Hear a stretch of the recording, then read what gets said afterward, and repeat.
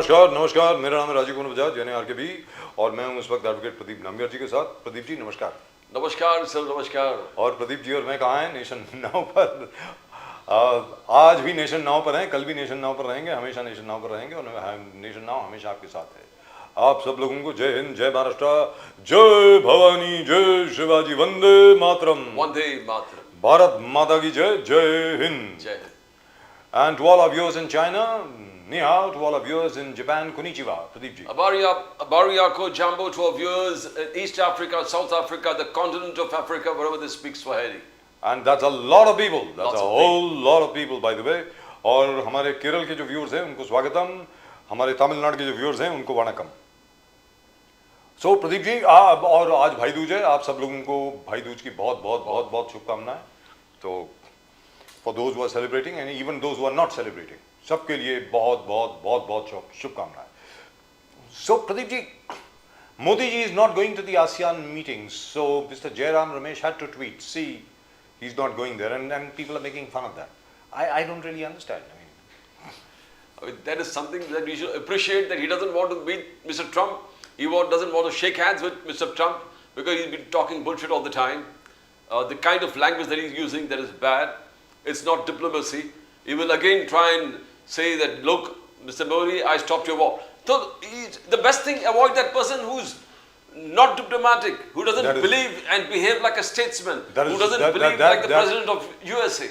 That is the most important reason. Yes. But the other reason also is, I think Mr. Modi does not want to meet Mr. Trump face to face. यानी Modi ji Trump को हूबहू नहीं मिलना चाहते जब तक के tariff की डील नहीं हो जाती।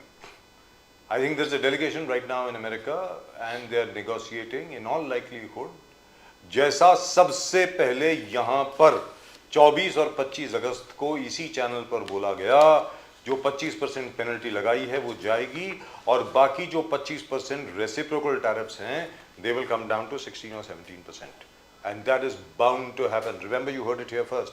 I said so on August 25th, right here on this show. So you can call it Prime Minister Modi's Diwali diplomacy. It is. It is Diwali diplomacy. क्योंकि देखिए साहब, एक बार आमना सामना हो गया और ट्रम्प साहब ने कह दिया कि यार देखो ऐसा है कि वो अब मैंने अनाउंस कर दिया है, तू मेरा दोस्त है भाई, अब जो वो अब वो बोल ही दे यार तू कि मैंने किया, और रशियन ऑयल जो है खरीदना बंद कर दे। तो मेरा ये कहना है कि भाई जयशंकर साहब ने तो बहुत पहले इसका हिंट दिया था। आज रशियन ऑयल क्या आप हमें दे दीजिए, उसी प्राइस पे हम आपसे ले लेंगे, हमें क्या है, we are not concern because Russian oil a is very cheap and b very easy to transport because you have a pipeline coming straight from there. तो कोई टेंशन ही नहीं है। And the point is the wavering Trump, आज कुछ बोलना कल कुछ फ्लिप फ्लॉप ट्रम्प। कल उन्होंने कहा कि I talked to Mr. Modi and there's no Russian oil, he's not going to buy Russian oil, and he says now he says Diwali में मैंने फोन किया था, I called Prime Minister Modi on a Diwali celebration and then he told me that he will try to control the purchase of Russian oil. Sir, the fact means मैं एक छोटी सी अंदर की बात आपको बताऊं, छोटी सी बात क्या है कि रशियन ऑयल के ऊपर जो हमें डिस्काउंट मिलता था वो धीरे धीरे धीरे धीरे धीरे करते करते करते करते बहुत कम हो गया है। अगर आज की तारीख में आप सऊदी अरेबिया से जो ऑयल खरीदते हैं ना, उससे ये ऑयल जो है it is just a difference of $1 per barrel, $1 per barrel का डिफरेंस है, but that's a whole big difference. Please remember, you are purchasing $1.8 million barrels a day from Russia, so which means you are saving about $1.8 million a day. Exactly. अब अगर वो $1.8 million a day जो हम लोग save कर रहे हैं, वो अगर मार्जिन चला गया जैसा कि लग रहा है कि जाएगा, उसके बाद रशिया से ऑयल परचेज करने का मतलब क्या है भाई?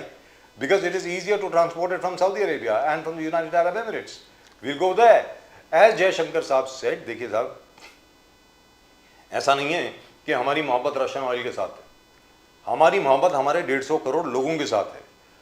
हमारे लोगों के लिए जो अच्छी चीज होगी हम वही खरीदेंगे। नाउ एक चीज है जो मुझे दोहरानी पड़ रही है, मैं दोबारा बोल रहा हूं इस बात को, जो रशियन ऑयल हम लेते हैं उसका बड़े आराम से, because it comes from the Caucasus, that particular crude oil has a penchant for being refined into more diesel then petrol, और वो डीजल जो है जो रिफाइन हो जाता है प्रदीप भाई, वो हम यूक्रेन को बेचते हैं। आई am not joking.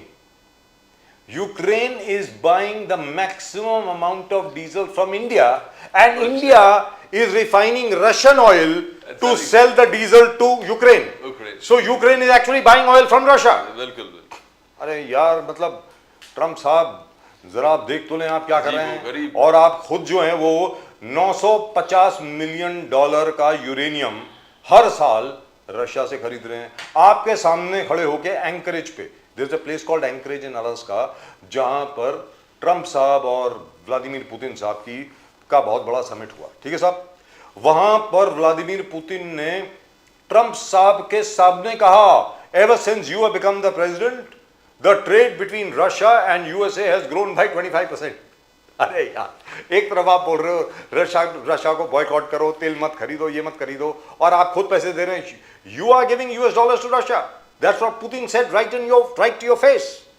So I don't understand And what the this is. most important thing that he talked about is Mr. Modi told me that there'll be no war with Pakistan. No war with Pakistan. And Modi telling him that. Modi तो आज भी बोल रहे कि operation सिंदूर खत्म नहीं हो गया, और आपको कहेंगे कि हमने आपसे कह रहे हैं कि there'll be no war with Pakistan. लेकिन सर वो ठीक बोल रहे हैं, मोदी जी बिल्कुल ठीक बोल रहे हैं। यहाँ पे ट्रम्प साहब ने झूठ नहीं बोला है, because operation Sindoor was not a war sir. वो तो हम थप्पड़ मार रहे थे किसी, मतलब बिगड़े हुए कोई हमारा जो पड़ोसी है उसको सिखा रहे थे हम लोग, जो गुंडा होता है ना आसपास का, उसके साथ वॉर थोड़ी होती है सर। इंडिया और चाइना के बीच में अगर जंग होगी तो वो वॉर होगी। इंडिया और पाकिस्तान के बीच में क्या वॉर है? That is not war. No Pak discussion. No discussion on Pak. That was what Mr. Modi said. We never talked on Pakistan.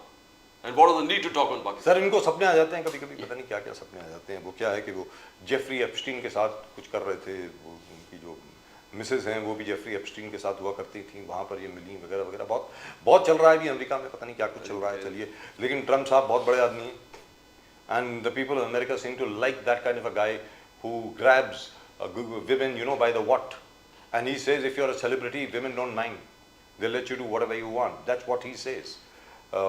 So that's the kind of president he is. So by avoiding him, Mr. Modi is keeping not only his own dignity but also Trump's dignity.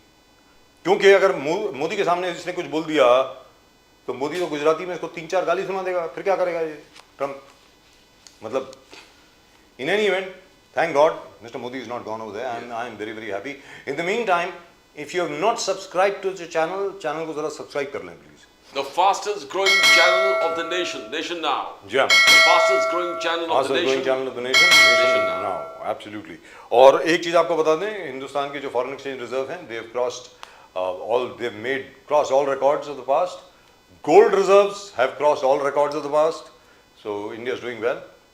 I only hope the prices will come down. मैं उम्मीद करता हूँ कि कीमतें भी जरा नीचे आएंगी, स्पेशली दालों की, चावल की वगैरह वगैरह।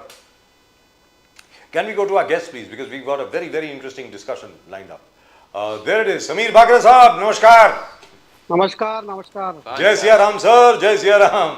जय Siya Ram, happy Diwali to you. Happy Diwali sir. Happy Rakesh Diwali. Prajapati साहब, नमस्कार। सर नमस्कार। नमस्कार नमस्कार सर, जय हिंद, जय सिया राम। और आप दोनों हिंद, को भाऊबीज की भी बहुत बहुत बहुत बहुत शुभकामनाएं। भाई दूज है आज, बहुत बहुत शुभकामनाएं आपको भाई दूज की भी। शुक्रिया सर, शुक्रिया आपके लिए भी। Wonderful sir, wonderful. प्रजापति साहब, पहले आपसे शुरू करते हैं। प्रजापति साहब, एक बड़ी खबर आई है कि काफी देर से ये चल रहा था, आप इसके बारे में जरा रोशनी डालिए। योगी आदित्यनाथ जी, मुख्यमंत्री, इंडिया टुडे कहती है कि Yogi Adityanath is the best chief minister in India, ऐसा उन्होंने कहा है। उनके एक सर्वेक्षण ने ये बताया कि योगी आदित्यनाथ जी जो हैं वो सबसे अच्छे मुख्यमंत्री हैं इस वक्त हिंदुस्तान के। तो सर मैं आपसे ही जानना चाहता हूं कि योगी आदित्यनाथ जी ने हलाल सर्टिफिकेशन उत्तर प्रदेश में बैन कर दिया है। उन्होंने कहा इस पर पाबंदी है भाई। हर साल ये लोग 20,000 करोड़ रुपए कमाते थे हलाल सर्टिफाई करने के लिए, हर एक प्रोडक्ट को, मिर्ची हो, मसाला हो, नमक हो, मीट तो है ही, मतलब जो नॉनवेज प्रोडक्ट्स हैं वो तो है ही, उसके अलावा भी कपड़ों पे भी हलाल सर्टिफिकेशन लगता था, किचन में इस्तेमाल होने वाली चीजों पे भी हलाल सर्टिफिकेशन लगता था। उनका ये कहना है कि ये पैसा जो है ये आतंकवाद के लिए इस्तेमाल होता था, कन्वर्शन के लिए, धर्मांतरण के लिए इस्तेमाल होता था और लव जिहाद के लिए इस्तेमाल होता था, ऐसा उन्होंने कहा है। लेकिन यूपी के जो लोग हैं वो कह रहे हैं, स्पेशली जो ओबीसी हैं और बहुत ही पिछड़े लोग हैं, वो कहते हैं कि यार ये सब तो ठीक है, हमारा क्या होगा, हमें इंसाफ कब दोगे। प्रजापति साहब, अब आप इसके बारे में जरा रोशनी डालें, please please go ahead sir. Rajiv ji, बड़े अचंभे की बात यह है कि आखिर ये 9 साल से क्या कर रहे थे। समस्या इस बात की है, जनता ने इन्हें दोबारा मौका दे दिया, चलो ठीक है। अगर दोबारा मौका नहीं दिया होता तो 5 साल इन्होंने क्या किया उत्तर प्रदेश के अंदर। अरे आप बताइए, ये जांच एजेंसियां, सुरक्षा एजेंसियां और आपकी इंटेलिजेंस, एलआईओ, ना जाने कितने प्रकार की एजेंसियां उत्तर प्रदेश और देश में चलती हैं। पिछले 11 साल से आपकी केंद्र में सरकार है और लगभग 9 साल होने जा रहे हैं आपकी उत्तर प्रदेश में डबल इंजन सरकार की बने हुए, और आपको 9 साल बाद हलाल की याद आई। एक्चुअली इन्हें हलाल की याद नहीं आई है। राजीव जी, अफसोस की बात यह है जो आपने कहा है ना, क्योंकि उत्तर प्रदेश के अंदर पिछड़े, दलित, आदिवासी, अल्पसंख्यक, कबीरपंथी लोग, बुद्ध को मानने वाले लोग और जैनिज्म, जितने भी माइनॉरिटीज के लोग हैं, वो सब समझ चुके हैं कि आज पूरी तरीके से उत्तर प्रदेश के अंदर सामंतवाद व्यवस्था फिर से लौट करके आ गई है। और सामंतवाद की व्यवस्था इस तरीके से आ गई है कि एक विशेष जाति के, अभी गोरखपुर में एक वैकेंसी हुई है राजीव जी, 18 पद, 25 पद थे, 25, उस 25 में 18 पद एक ही जाति को दिए गए। और वो जाति कौन सी? मुख्यमंत्री जी की स्वजातीय बंधु थे। 18 वो मिल गए और तीन अन्य सवर्ण जाति को मिल गए। 18 3 21 पद तो एक सामान्य जाति को मिल गए, जिनकी आबादी केवल 10 से 12% है। बाकी 90% को क्या मिला? बाबा जी का घंटा, झुंझुना या थाली बजाते रहो, और कुछ नहीं है। रही बात, देखिए मैं तो पहले ही कह रहा हूं और कई बार इस चीज को बात कही है मैंने, कि आखिर एक प्रदेश के मुख्यमंत्री, एक प्रदेश का मुख्यमंत्री राजा होता है। उसका कर्तव्य है कि सारी जो जनता है उस जनता को एक नजर से देखे, उसके लिए सभी समान है, चाहे वो किसी भी जाति, धर्म, मजहब के लोग हों। लेकिन हमारे मुख्यमंत्री की भाषा क्या है? कभी कटुआ, कभी कठमुल्ला, कभी बुरखा, कभी कटेंगे तो बटेंगे, कभी हलाल, कभी ना जाने हलाला। ये मुख्यमंत्री की भाषा नहीं होनी चाहिए। एक मुख्यमंत्री की भाषा बड़ी शालीन होना चाहिए। मुख्यमंत्री को शालीन व्यक्ति होना चाहिए। मुख्यमंत्री को शिक्षा पर बात करनी चाहिए, मुख्यमंत्री को स्वास्थ्य पर बात करनी चाहिए, मुख्यमंत्री पर बेरोजगारी पर बात करनी चाहिए, मुख्यमंत्री को अग्निवीर जैसी योजनाओं को तुरंत बंद करना चाहिए। एक मुख्यमंत्री को, करोड़ों कर्मचारी है, उन करोड़ों कर्मचारियों की पुरानी पेंशन की बात करनी चाहिए। डॉक्टर साहब, जी। तो बहुत सारी ऐसी चीजें हैं जिन पर मुख्यमंत्री जी की कभी बात नहीं करते। बात करते तो केवल वो नफरत की बात करते हैं, विशेष जाति, धर्म, मजहब के खिलाफ आग उगलने का काम करते हैं। अभी मैं तो कह रहा हूं कि अगर फेस्टिविटीज के माध्यम से योगी जी, फिर पहले महाकुंभ था, आज दीपोत्सव, कल दीपोत्सव के माध्यम से फिर वर्ल्ड रिकॉर्ड, 28 लाख दीप जले वहां पर, और 2 वर्ल्ड रिकॉर्ड एस्टेब्लिश हो गया है, एक 28 लाख दीप का और आरती करने वालों का भी वर्ल्ड रिकॉर्ड। तो क्या यहाँ इसमें बिजनेस डेवलप नहीं हो रहा है? क्या लोग पैसे नहीं कमा रहे हैं? क्या लोग पैसे नहीं खर्चा कर रहे हैं? तो इसमें भी आलोचना, जैसे मुख्यमंत्री जी का कहना कि अखिलेश यादव जी पूछ रहे एक्सपेंसेस बताओ, क्या ये एक्सपेंसेस करना जरूरी था? तो कैसे एक फेस्टिवल का ग्लोरी क्या मेंटेन नहीं करना चाहिए? डॉक्टर साहब, डॉक्टर प्रजापति साहब, क्या फेस्टिवल को, राम का स्वागत किस प्रकार से करे? पूरे अयोध्या दीप से भरा हुआ था, वर्ल्ड रिकॉर्ड हो गया, उस पर भी आलोचना। डॉक्टर साहब, प्रदीप जी, क्या आपने वो पूरा स्टेटमेंट सही से सुना जो अखिलेश जी ने बोला? मेरे ख्याल से आप दोनों बड़े इंटेलेक्चुअल पर्सन हैं, आपको तो कम से कम उनके, माननीय अखिलेश यादव जी के स्टेटमेंट को पूरी तरीके से समझना चाहिए। मैं अगर नहीं सुना हो तो मैं पूरे स्टेटमेंट को क्लेरिफाई कर दूं, या सुन लिया हो तो बता दें आप लोग कि हाँ हमने नहीं, आप बताएं सर। आप बताइए, जैसे बजाज साहब बोल रहे हैं आप बताइए। देखिए, माननीय राष्ट्रीय अध्यक्ष जी अखिलेश यादव जी ने ये कहा, उन्होंने ये नहीं कहा दीप, और उन्होंने ये भी कहा था इसके साथ साथ कि 1 करोड़ दीप कुम्हारों से वो खरीदेंगे। मैं खुद कुम्हार हूँ, प्रजापति समाज से आता हूँ, उसी कुम्हार समाज से आता हूँ जो दीप बनाने का काम करता है, दीपक बनाने का काम करता है, ठीक है ना। 1 करोड़ दीपक खरीदने की बात अखिलेश यादव जी ने कही। उन्होंने उससे पहले ये कहा था कि हम कोई ऐसी व्यवस्था बनाना चाहते हैं जैसे क्रिसमस पर हर साल ये व्यवस्था जो बार बार हमें इंतजाम करने पड़ते हैं, तामझाम करने पड़ते हैं, लाखों लोग लगाने पड़ते हैं, लाखों लोगों को परेशानी देनी पड़ती है, वो परेशानी छोड़ करके कोई हम ऐसी व्यवस्था करेंगे कि जैसे क्रिसमस पर 1 महीने तक विदाउट मैन पावर को यूज किए हुए लगातार प्रकाश होता रहता है। इस तरीके की व्यवस्था कोई अयोध्या में की जाएगी, ना कि दीपों से मतलब था, ठीक है ना। ये उनका वो ये कहना चाहते थे। दूसरी बात मैं ये कहना चाहता हूं प्रदीप जी, 28 लाख दीप कहां से आए?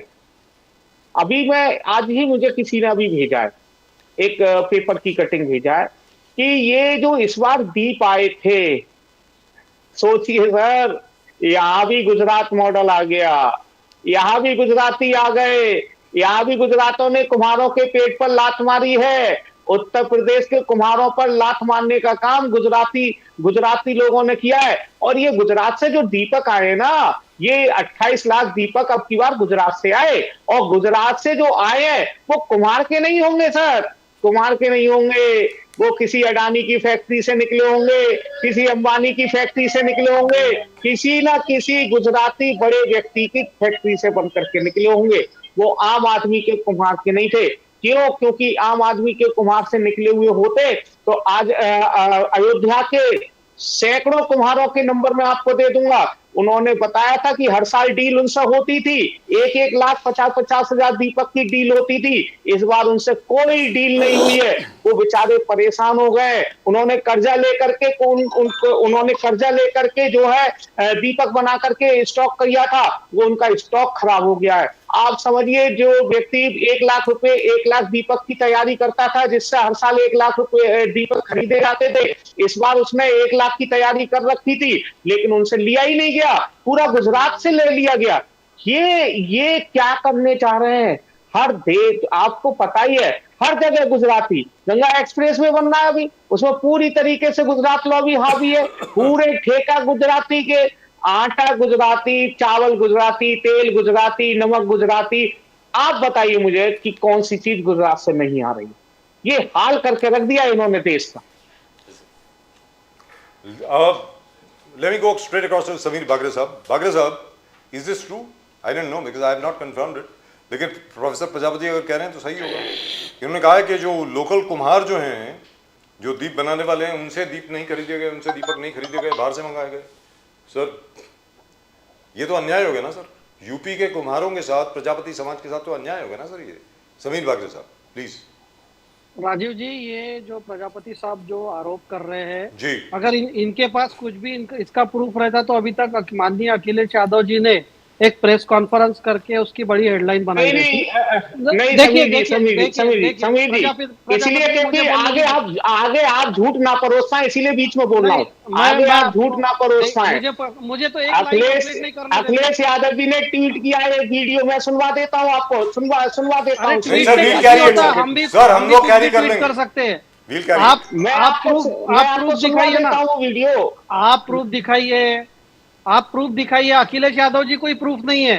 अखिलेश यादव जी कई बार झूठ बोलते हुए पकड़े गए हैं। अखिलेश यादव जी कई बार झूठ बोलते हुए पकड़े गए हैं। और देखिए, जो व्यक्ति सिर्फ सैफई का उत्सव करता था, आज उसको तकलीफ जरूर होगी, क्योंकि अयोध्या में दीपोत्सव हो रहा है। तो हम जानते हैं कि आपकी तकलीफ कहाँ से है, लेकिन जो हिंदू धर्म है, हिंदू सनातन धर्म है, और उसके जो हमारे जो दीपावली का जो दीपोत्सव है वो मनाया जाएगा अयोध्या में। और आप अगर कुछ आपकी बात 2 मिनट के लिए मान भी ली जाए कि कुछ परसेंट गुजरात से, तो कहीं गुजरात क्या फॉरेन कंट्री है क्या भाई साहब? आपके काफी सामान तो उत्तर प्रदेश से गुजरात में भी जाता है।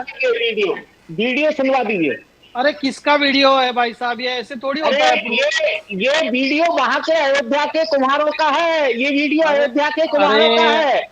अनवेरिफाइड वीडियो पे मैं क्या कमेंट करूं राजीव जी। अरे अनवेरीफाइड नहीं है भैया, ये अनवेरीफाइड नहीं है। अनवेरिफाइड है। अरे समाजवादी पार्टी ट्वीट कर रही है, अरे जैसे ये राहुल गांधी किसी को पकड़ के ये समाजवादी ने नहीं है, ये समाजवादी का नहीं है भैया, देखिए न्यूज चैनल का है, ये न्यूज चैनल वाले हैं।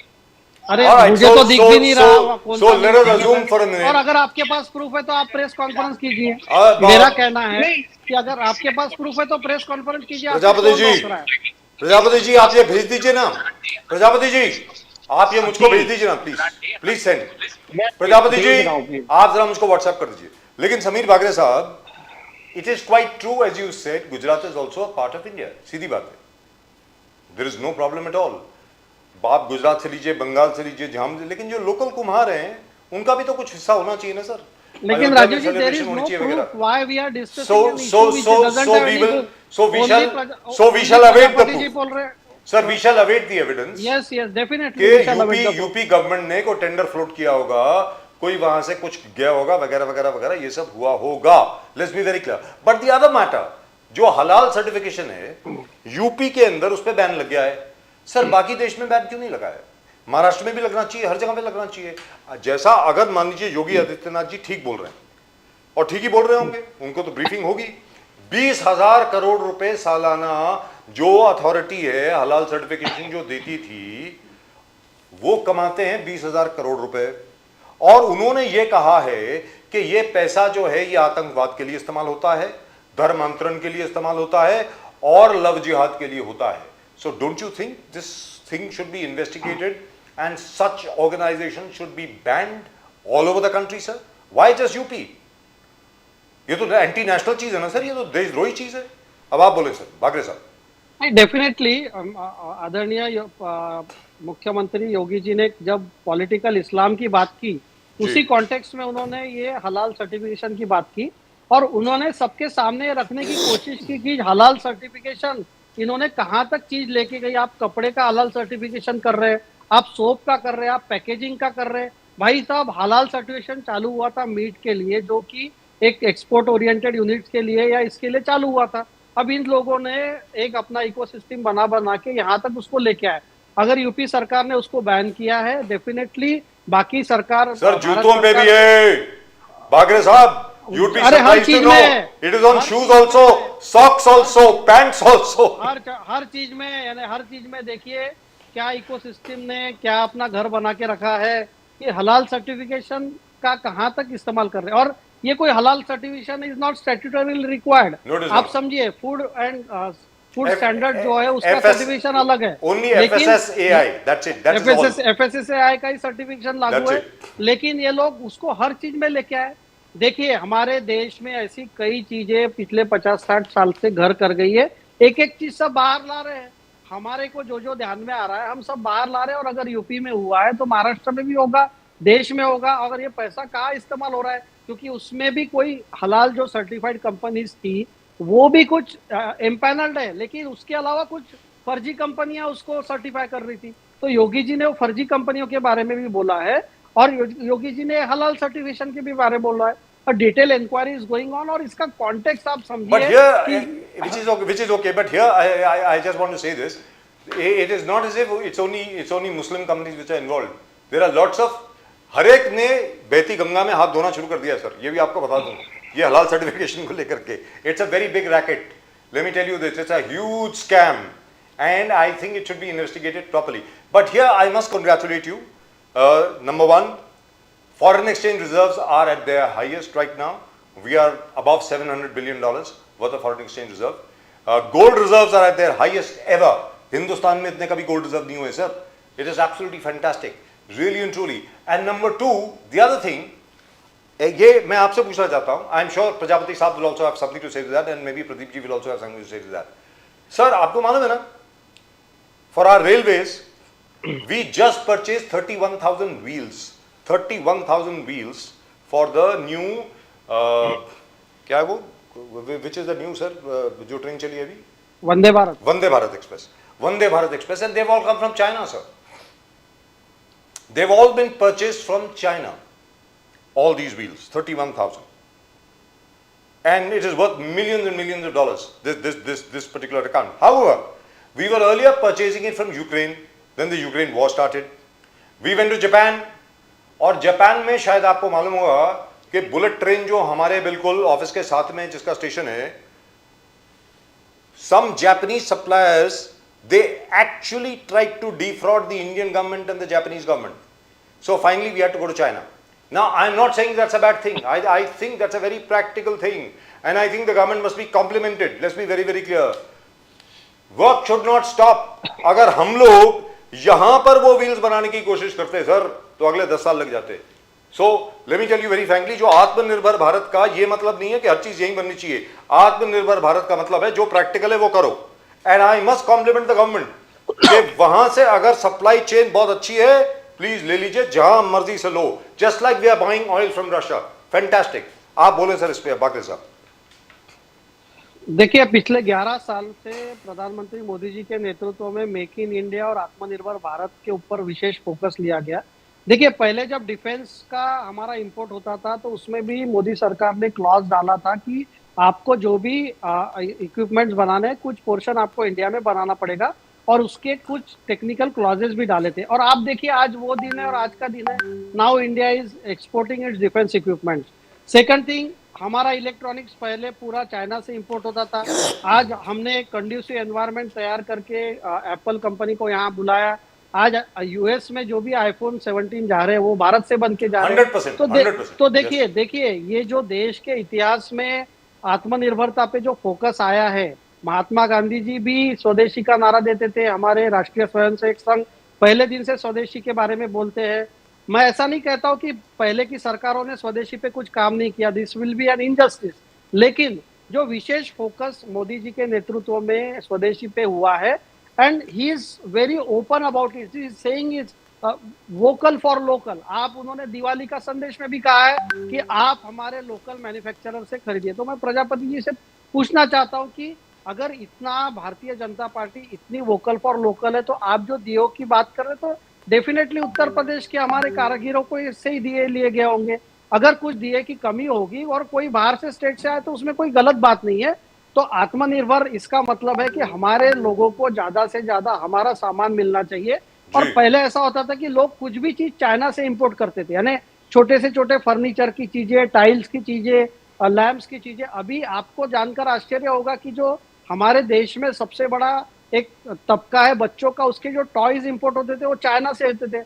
आज इंडिया की टॉय मैन्युफैक्चरिंग पॉलिसी डेवलप होने के बाद टॉयज एक्सपोर्ट हो रहे हैं और इतना बड़ा फॉरेन एक्सचेंज. तो देखिए Rajiv ji, Pradeep ji, this is a very basic common sensical thing कि देश का जो लीडर है उसका ध्यान हर छोटी चीज में होना चाहिए.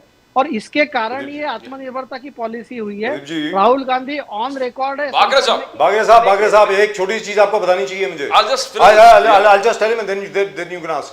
सर, हमारे ऑफिस में पहली बार ऐसा हुआ है. हमारे ऑफिस में जो लाइट्स लगी हैं दिवाली की, they are all made in India and they are still burning.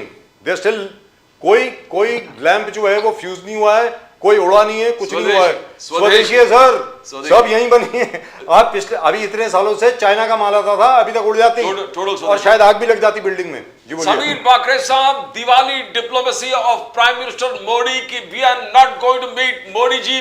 Trump को साल भर नहीं मिलेंगे, till the end of the year नहीं मिलेंगे. एशियान को मोदी जी ने बहुत अच्छी तरह से बॉयकॉट कर लिया, बट G20 जाएंगे इसलिए बिकॉज ट्रंप वहां पर नहीं होगा. तो don't you believe this a fantastic diplomacy, fantastic Diwali diplomacy. But Congress टूट पड़ा. जयराम रमेश हो, जितने भी है, सबका कहना है कि देखो एशियान में नहीं जाना है. How do you see criticism is valid, he is doing the right thing and still people are criticising. बोलिए बाकरे साहब. देखिए, कांग्रेस पार्टी का क्रिटिसिज्म देश की पॉलिसीज पे करते करते वो देश के खिलाफ बोलना चालू करते हैं.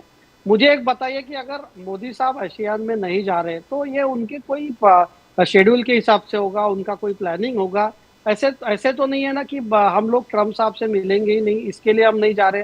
तो अगर ऐसा रहता तो उन्होंने ट्रम्प साहब से दिवाली के वक्त बात भी नहीं की रहती.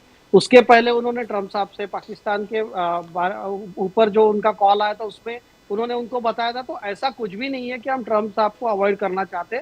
लेकिन मोदी साहब ने बार बार कहा है कि हमारे देश के हित में जो भी होगा वो हम करेंगे, उसके लिए हमें कितनी भी भारी कीमत चुकानी पड़े हम चुकाने को तैयार है। तो कांग्रेस पार्टी को ये समझना चाहिए कि ये पार्टी ये जो सरकार है मोदी साहब की और भाजपा भारतीय जनता पार्टी के देश हित में काम करेगी। इनके जैसा नहीं है कि कोई कॉन्डोलीजा राइस आके इनको समझाए कि भाई साहब अगर मुंबई का हमला आतंकवादी हमला भी हुआ है तो भी आप चुप बैठिए, क्योंकि अमेरिका नहीं चाहता कि आप पाकिस्तान पे अटैक करें। तो शिवशंकर मेनन की किताब भी है जिसमें चॉइसेस करके जो किताब है उसमें उन्होंने लिखा था कि हम लोग तैयार थे, चिदम्बरम तैयार थे, प्रणब मुखर्जी तैयार थे, देश की सेना तैयार थी। तो उस वक्त सिर्फ कॉन्डोलीजा राइस के सेक्रेटरी ऑफ स्टेट के प्रेशर में कांग्रेस पार्टी ने हमला नहीं किया। तो ये नया भारत है, ये घर में घुस के भी मारता है और जहां पर डिप्लोमेसी का इस्तेमाल करना है वहां लेकिन सर अब ये भी बता दें समीर भाकरे साहब कि बार बार ये बात आ रही है, प्रजापति साहब जरा ध्यान से सुने, ये बार बार बात आ रही है, जनरल द्विवेदी साहब जो है हमारे चीफ ऑफ आर्मी स्टाफ, उन्होंने भी कहा है, air chief marshal AP Singh साहब ने भी कहा है, हमारे जो नेवी के जो चीफ है उन्होंने भी कहा है, और अब प्रधानमंत्री जी ने भी कहा है कि operation Sindoor is only on pause. So are we planning something sir? कुछ नया चीज कुछ प्लान कर रहे हैं हम लोग पाकिस्तान के खिलाफ, ऐसा कुछ है क्या?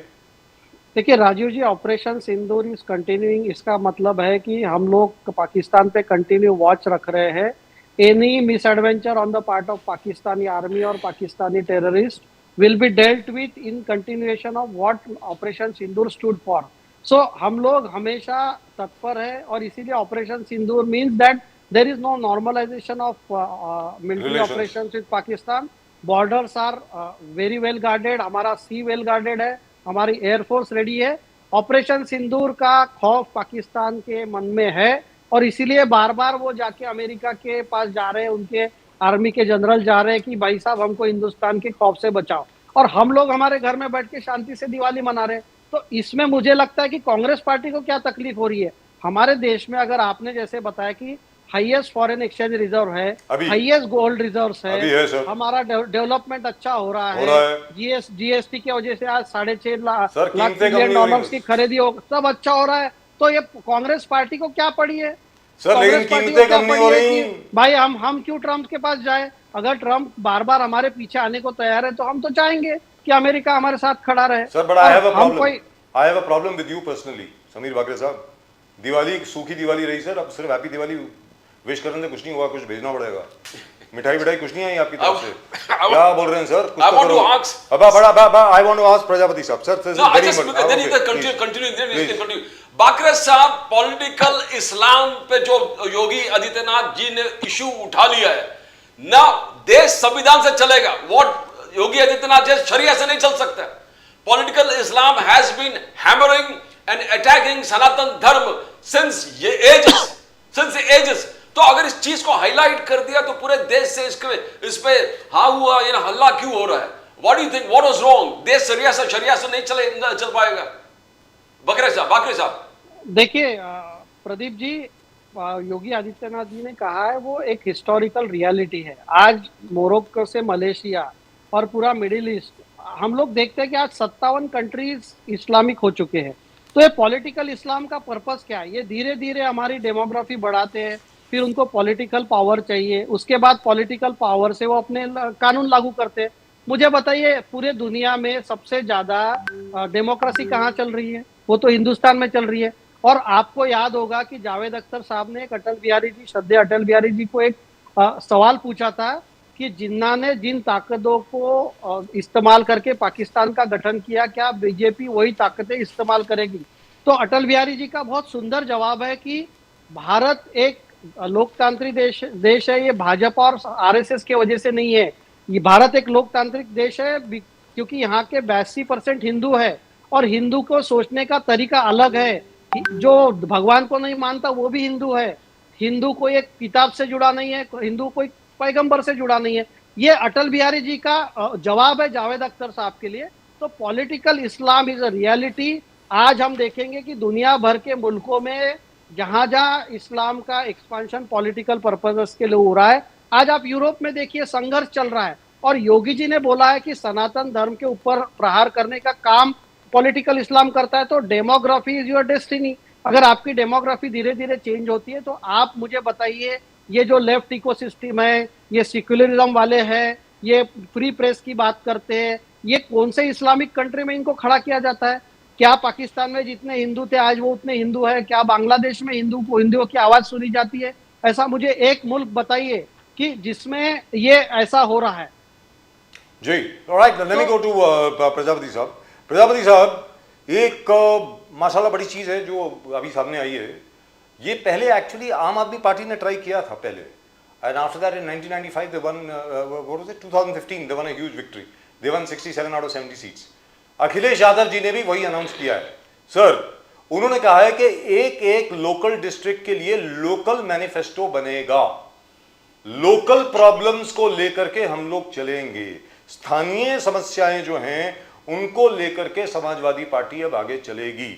उसकी वजह से क्या हुआ है कि कुछ भारतीय जनता पार्टी के नेताओं की स्टेटमेंट्स आई हैं। मुझे ऐसा लगता है कि शायद बीजेपी में घबराहट हो गई है इसको देख करके कि ये तो लोकल प्रॉब्लम्स अगर लेकर के चलेंगे तो तकलीफ हो जाएगी। सर अब आप बताएं प्लीज। राजीव जी, जी, भारत एक ऐसा देश है जहां हर 10, 20, 50 किलोमीटर बाद, 50 किलोमीटर बाद, विशेष रूप से मैं उत्तर प्रदेश की बात करूंगा, जी, हर 50 किलोमीटर बाद भाषा बदल जाती है।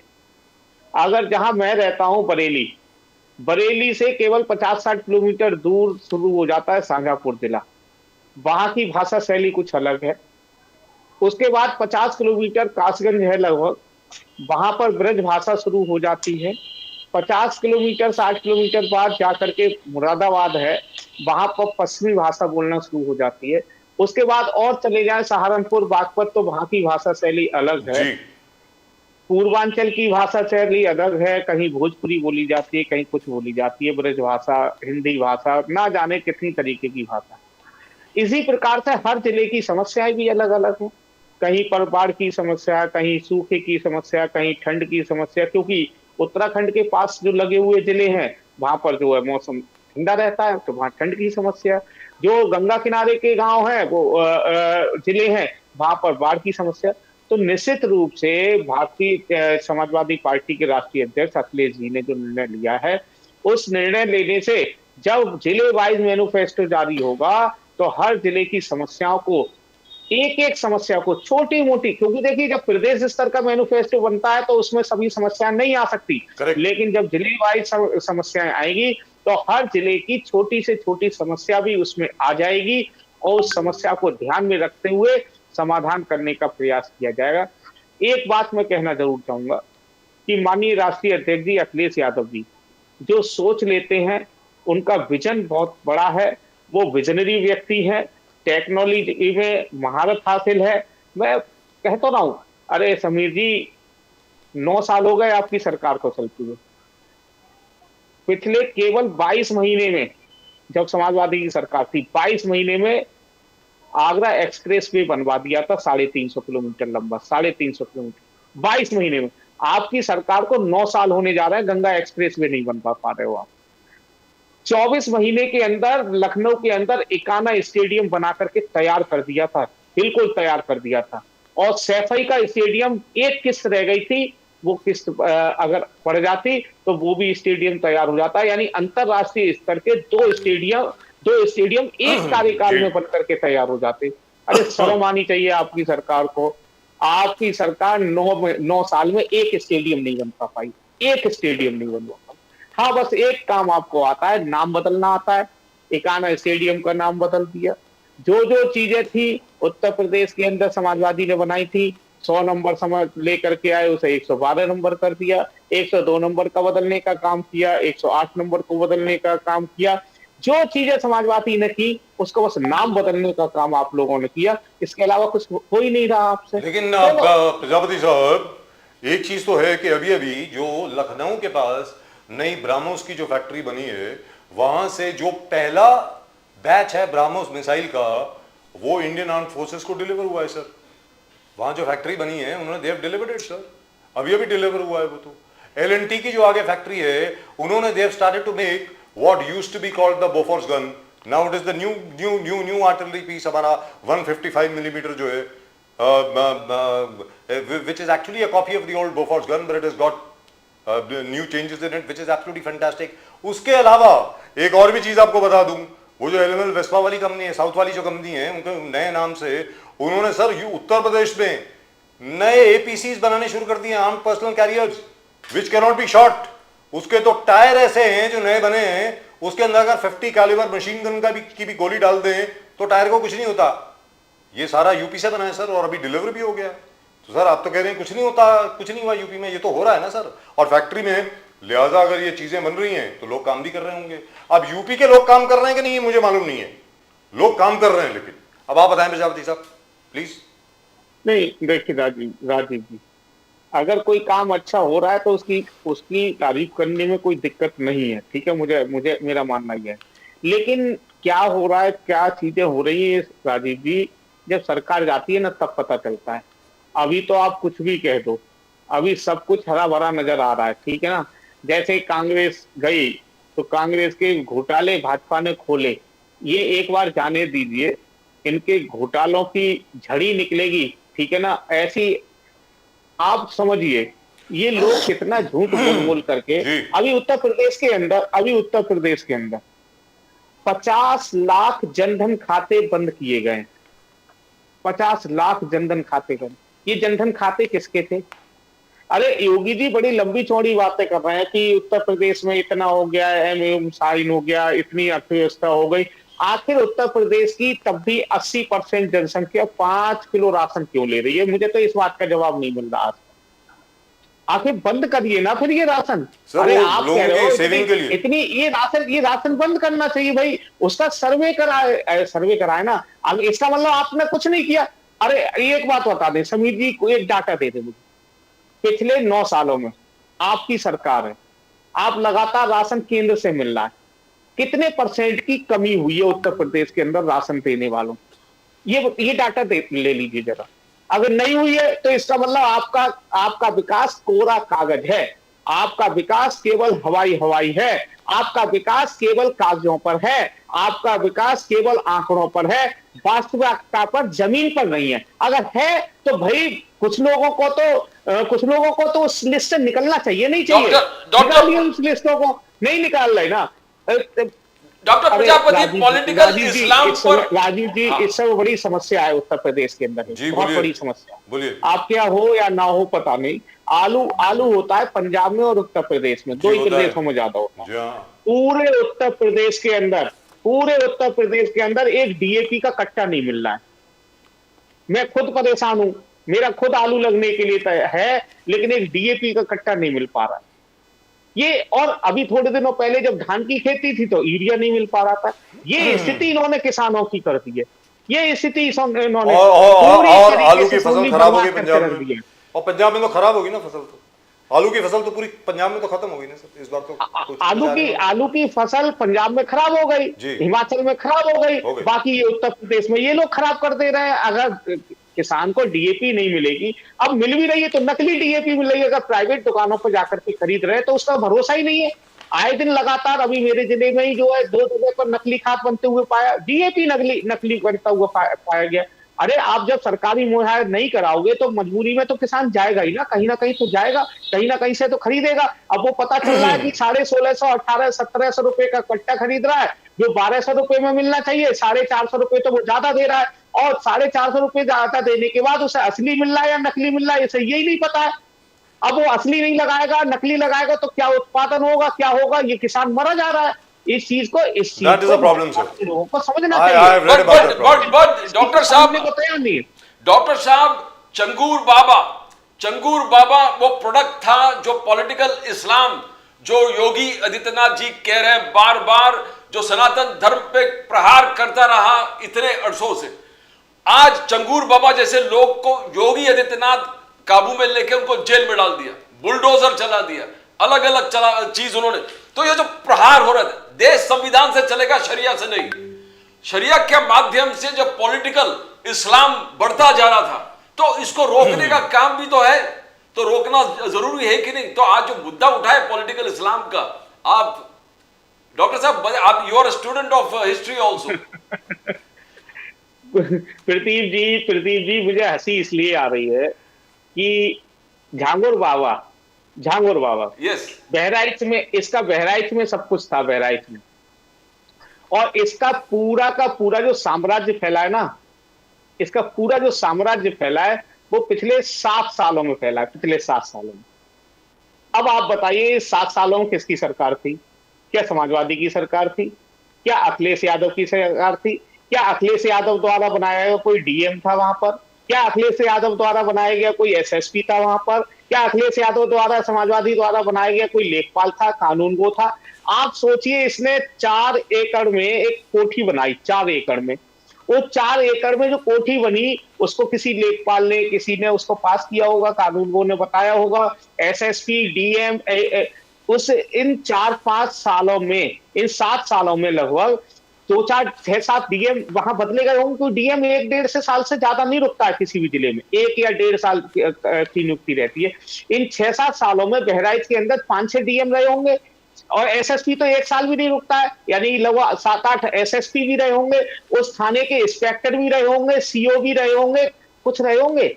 ये बताइए, ये आखिर सब लोग, इनकी नाक के नीचे ये सब काम होता रहा, ये क्या कर रहे थे सब लोग? अच्छा, किसी डीएम को अभी तक आपने बर्खास्त क्यों नहीं किया? जो किसी एसएसपी को क्यों नहीं बर्खास्त किया? किसी इंस्पेक्टर को क्यों नहीं बर्खास्त किया? क्यों किसी सीओ को क्यों बर्खास्त नहीं किया? हाँ, झांगुर बाबा के ऊपर पूरी कार्रवाई कर दी, स्वागत है, और करिए जितनी कर सकते हैं। लेकिन अगर इनके अधिकारियों पर लगाम लगा दी होती तो आगे उत्तर प्रदेश में कोई झांगुर बाबा पैदा नहीं होता। Right, so लेकिन let's आप लोग ask, करेंगे नहीं। तो Sunil अगर Bhai. नहीं एक्शन करेंगे। एक्शन ये लोग नहीं एक्शन करेंगे। तो एक्शन तो योगी जी के माध्यम से ही हुआ था ना। योगी जी, अब बोलिए बोलिए बाकरे साहब बोलिए। देखिए, मुझे तो प्रजापति जी के ऊपर, मतलब क्या कहे, समाजवादी पार्टी के ऊपर, इनके पार्टी के तरफ से एमएलए और एमपी चुन के आने वाले अतीक अहमद और मुख्तार अंसारी जैसे माफिया इन्होंने वहां पर बसाए थे। तो ये कहा, कौन से डीएम की बात कर रहे हैं? आपके तो मुलायम सिंह जी ने और अखिलेश यादव जी ने इन लोगों को टिकट बना दिया था, इन माफियाओं को, जो खुलेआम मर्डर्स करते थे, खुलेआम टेररिज्म करते थे, सरकारी संपत्ति पे कब्जा करते थे, वहां लाके लोगों को टॉर्चर करते थे। अतीक अहमद ने तो पूरा एक कस्बा बसाया था कि जहां पर पूरा वो डेमोग्राफी चेंज करके उसके बाद कभी हारे ही नहीं रहते। तो प्रजापति जी, आप कोई चीज बोलने से पहले देखिए कि आपके गिरेबान में कितने पाप है। समाजवादी पार्टी के राज में आप एक एक्सप्रेसवे की बात करते और कोई एक स्टेडियम की बात करते रहे। भाई साहब, आपके राज में 7 बजे के बाद महिलाएं निकल नहीं सकती थी, लॉ एंड ऑर्डर नहीं था। आज ये चीज मैं नहीं सर 5:30 बजे, सर 5:30 बजे ये डॉक्यूमेंटेड है। राजीव जी, प्रदीप जी काफी सीनियर पत्रकार है, Sir, they can bail me out. sir, we were in Noida. It Sir, was a our fact. headquarters were in Noida. We know. It was a fact. And और ये Lucknow. किस तरीके की बात कर रहे हैं आप? लखनऊ एयरपोर्ट से हर जिले में विकास हो रहा है। और प्रजापति जी, आप बहुत अच्छे इंसान हैं, लेकिन आपके जो पार्टी के जो लोगों ने जो गुंडे पाल के रखे थे, जिन्होंने समाज में एक दहशत फैलाई थी, और आप आज एक बात कर रहे हैं कि डीएम क्या कर रहे हैं, एसएसपी क्या कर रहे हैं। आपकी पार्टी क्या कर रही थी? आपके मुलायम सिंह जी क्या कर रहे थे? आपके अखिलेश लेकिन जी सर यादव क्या सरकार कर तो रहे अभी थे? आपकी है ना। तो अतीक अहमद को आज अतीक अहमद का क्या हाल हुआ? आप देखिए वहां लेकिन के सब बाकरे जी, माफियों का सरकार क्या। तो आपकी और है ना सर अभी। ये कोई हिंदू मुस्लिम का मसला नहीं है। जो भी हिंदू भी अगर गुंडे थे तो उसका भी बंदोबस्त योगी जी ने किया है। और लेकिन एक पार्टी ने, एक समाज के लोगों को इन्होंने बिल्कुल उसका संरक्षण करके रखा था, और इसके कारण उनकी हिम्मत थी कि हमको तो पॉलिटिकल संरक्षण है। वो तो खुलेआम संसद में घूमते थे, खुलेआम असेंबली में घूमते थे। सर कुछ लोग आज अभी भी कितने घूम रहे हैं। बताइए बाकी ना, साहब हम उनको अभी हम भी- पहुंचा देंगे जहां उनकी जगह सर है। अभी भी घूम रहे हैं। अगर सर वो मैं अपना क्या अपराधी बताऊं है जरा। तो जेल में पहुंचेंगे वो। मैं सर- बताऊंगा भाई, मैं उंगली इसीलिए उठा रहा हूँ राजीव जी, मैं इसीलिए उंगली बोलिए उठा रहा बोलिए हूँ। बोलिए, बार बार। मुझे मालूम है कौन से मैं नाम आप लेने वाले मैं हैं। बता रहा हूँ, मैं बता रहा हूँ। अरे समीर जी, अब रुक जाइए, अब रुक जाइए। आपकी सरकार लॉ आपने एंड झूठ, ऑर्डर में फेल है। अरे आपने 2 लोगों का नाम लिया, ठीक है? आपने 2 लोगों का नाम लिया, आपने 2 लोगों का नाम लिया। समीर जी, अब सुन लीजिए। माननीय बोलिए। राष्ट्रीय अध्यक्ष अखिलेश यादव जी ने, जब वो उत्तर प्रदेश में विधानसभा में नेता विपक्ष थे, तो विधानसभा में 38 लोगों की एक लिस्ट पड़ी थी, 38। जी पढ़ी थी। समीर जी, आप दो की बात कर रहे हैं, आप 2 की बात कर रहे हैं, 2 की 38 लोगों की लिस्ट पड़ी थी, 38 की।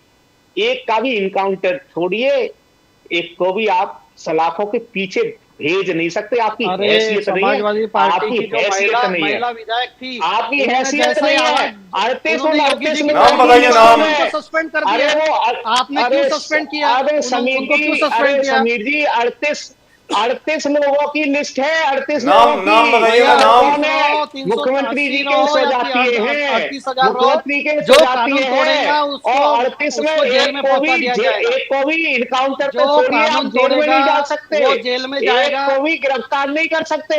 आपकी अरे हैसियत नहीं है, ये आपकी हैसियत सर नहीं, आप नाम नहीं तो बोल बताइए, पाएंगे, नाम समीर बागरे बताइए ना, जी, आप नहीं 38-38 बोल मुझे इनका बताइए। पाएंगे। नाम तो सुनने दीजिए। आपके तो हमारे आपके सांसद थे, आपके एमएलए थे आतिक अहमद, उनके भाई थे, खुलेआम घूमते थे बंदूक लेके, खुलेआम अरे लोगों को कह तो डराते थे। रहे, आप उन 38 पर कार्रवाई करके अरे दिखा दीजिए, आप एक पहले एक पे भी कार्रवाई करके दिखा दीजिए उन 38 पहले में, एक पहले को भी नहीं कर समाजवादी सकते। पार्टी आपकी ने आपकी किए। पार्टी की हैसियत नहीं है, आपकी अरे सरकार चली समाजवादी जाएगी, पार्टी ने जो आपकी माफिया सरकार पाले चली थे, जाएगी। माफिया पाले आपके थे योगी आदित्यनाथ में इतनी हिम्मत नहीं है, आप में तो है ही नहीं, उनमें आप अरे में तो कहां से आ योगी जाएगी। आदित्यनाथ योगी जी की हिम्मत आदित्यनाथ में का आप हिम्मत मत नहीं है कि कीजिए। वो उनके खिलाफ बोल दे। उनकी हिम्मत क्यों? की गूंज क्योंकि पूरे दुनिया में घूमती है, सर पूरे उसमें भारत से में। उसमें तो एक शख्स ऐसे हैं जो योगी आदित्यनाथ जी के खिलाफ खुलेआम बोलते हैं, बीजेपी के हैं, वो कहते हैं मोदी जी हमारे लीडर हैं, योगी आदित्यनाथ नहीं है। आपको मालूम है मैं किसकी बात कर रहा हूं? नाम बता दे। जो हमारे कुश्ती के प्रेसिडेंट हुआ करते थे, वो रेसलिंग फेडरेशन ऑफ इंडिया के जो प्रेसिडेंट हुआ करते थे, कहाँ है वो? अभी उनके खिलाफ तो कोई कार्रवाई हुई नहीं। वैसे तो कोर्ट ने उनको बरी कर दिया, वो अलग बात है, लेकिन प्रजापति जी चलिए ठीक है, अभी यहां से शुरुआत हुई है, आगे जाकर के कुछ और क्लीन अप होगा। लेकिन one thing I wanted to tell you Sameer Bagre साहब, कि अभी मैंने प्रजापति साहब को बोला कि ब्राह्मोस मिसाइल वहां पे मैन्युफैक्चर हो रहा है, आर्मर्ड पर्सनल कैरियर्स मैन्युफैक्चर हो रहे हैं, तो प्रजापति साहब ने मुझे ये कहा कि जब सरकार जाएगी तब मालूम पड़ेगा कितना घोटाला है, क्या है। Here I must tell you that we are manufacturing BrahMos supersonic missiles in a facility near Lucknow, and the first batch has already been delivered. Small, medium and large caliber ammunition, Adani Defence and Aerospace operates South Asia's largest ammunition manufacturing complex in Kanpur. Ordnance factories, Kanpur, ordnance equipment factory, ordnance parachute factory, ordnance equipment factory in Hazratpur. और उसके अलावा sir aircraft components and accessories of HAL, that is a division in Lucknow, and you know there are 1,400 types of different accessories which is employing about 5,000 people. Drones and anti-drone systems, and my favorite part, the armored personnel vehicles. They are also being manufactured there in Uttar Pradesh. Electronic and power systems like Statcon Electronics in Noida, precision manufacturing and advanced textiles especially to be worn by Indian Armed Forces, which are also bulletproof, and testing in R&D. So in terms of defense manufacture, UP is really progressing, sir. On that there is no doubt. Sameer Bagre साहब कुछ बोलना चाहेंगे इसके बारे में, please. Rajiv जी देखिए, UP हर क्षेत्र में प्रोग्रेस कर रहा है, और ऐसे ही $1 ट्रिलियन की इकोनॉमी का टारगेट योगी जी ने नहीं लिया है। और आप मुझे राजीव जी, प्रदीप जी बताइए, आपके एक्सपीरियंस के हिसाब से अगर मल्टीनेशनल कंपनीज और एफडीआईज और पूरे देश का उद्योग जगत वहां इन्वेस्ट कर रहा है, तो प्रजापति जी की बात सुने तो वहां पर पूरा माफिया है, तो इसके बाद भी वो इन्वेस्ट कर रहा है। अरे ये तो बेसिक चीज है, अगर उद्योग जगत आता है तो पहले लॉ एंड ऑर्डर ठीक होता है तो ही उद्योग जगत आता है। और मैं आपको आज बताता हूँ प्रजापति जी, हम महाराष्ट्र है, मुंबई, पुणे, नागपुर, आपको बताता हूँ, पहले उत्तर प्रदेश के हमारे कई भाई लोग यहाँ पर मतलब जॉब करने आते थे, कॉन्ट्रैक्टर करके आते थे, काम करने आते थे। आज हमको बहुत खुशी है कि उत्तर प्रदेश में उनको रोजगार उपलब्ध हुआ है। महाराष्ट्र में आज हमारे को कंस्ट्रक्शन सेक्टर में हो चाहे बाकी सेक्टर में हो, हमको उत्तर प्रदेश के लोग ज्यादा नहीं दिख रहे, क्योंकि इसका सीधा अर्थ है कि जो पहले कांग्रेस और समाजवादी के राज में बीमारू करके जो राज्य ये थे, आज वो इन्वेस्टमेंट अट्रैक्ट कर रहे हैं। आज कॉम्पिटिटिव फेडरलिज्म हो रहा है, योगी जी खड़े रह के लोगों को इन्वाइट कर रहे हैं कि आप आइए। तो ये क्या तरीके की राजनीति आप कर रहे हैं? आपको देखना नहीं है तो मैं आपको कुछ हेल्प नहीं कर सकता, लेकिन आप अगर आंखें खोल के देखेंगे तो हर जगह डेवलपमेंट हो रहा है। इतना बड़ा महाकुंभ हुआ जिसमें 4 लाख करोड़ का इकोनॉमी में एडिशन हुआ है, इतना बढ़िया तरीके से उसका आयोजन हुआ है, हर जगह इंडस्ट्री लग रही है, हर जगह कानपुर से लेके तो आपके हर जगह इंडस्ट्रियलाइजेशन हो रहा है, हर जगह उद्योग जगत आ रहा है। तो अगर पूरे देश के उद्योग जगत वहां आ रहा है तो आपको ये पढ़ाई करनी चाहिए कि कहाँ कहाँ क्या हो रहा है। सिर्फ लखनऊ एक्सप्रेस वे और कोई एक स्टेडियम का नाम बताने से विकास नहीं होता। असल विकास तो आपकी पार्टी की पहली फैमिली का हुआ है। सैफई में कितने बड़े बड़े बंगले बन गए आप देख लीजिए। और योगी जी आज भी जमीन पे सोते हैं। योगी जी की आज बहन खेतों में काम करती है। तो आज अगर समाजवादी पार्टी की जो फर्स्ट फैमिली है उनके पूरे परिवार की संपत्ति निकाल के देख लीजिए और योगी जी का, ये आपको पता चल जाएगा देश और प्रदेश के लिए कौन काम कर रहा है और परिवार और अपने इसके लिए कौन काम कर रहा था। तो देखिए, आरोप लगाना बहुत आसान है, लेकिन जमीन पे काम करना ये भारतीय लेकिन जनता लेकिन पार्टी प्रजापति है। साहब ने जो बोला है सर, उस पर जरा ध्यान दें। जो पोटैटो फार्मर्स हैं, आलू के जो फार्मर्स हैं, जिसको यहाँ बटाटा कहते हैं sir, they have a major problem right now sir. Crop पूरी सड़ रही है अभी, government has to intervene. I am really telling you, I agree it is a more than normal crop. जो ज्यादातर क्रॉप होती है उससे बहुत कहीं ज्यादा है, but the government is not intervening. My point is they need help sir.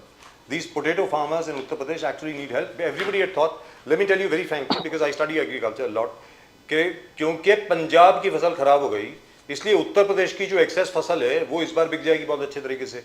लेकिन सरकार इंटरवीन क्यों नहीं कर रही है सर? बाकरे साहब पता नहीं, I don't know whether you know about this. If you don't know about this, I would ask you, then we let you study it and come back, because potato farmers in UP are really suffering sir. They'll go bankrupt. I'm really telling you. Honestly Rajeev sir, I am not fully I know, I understand.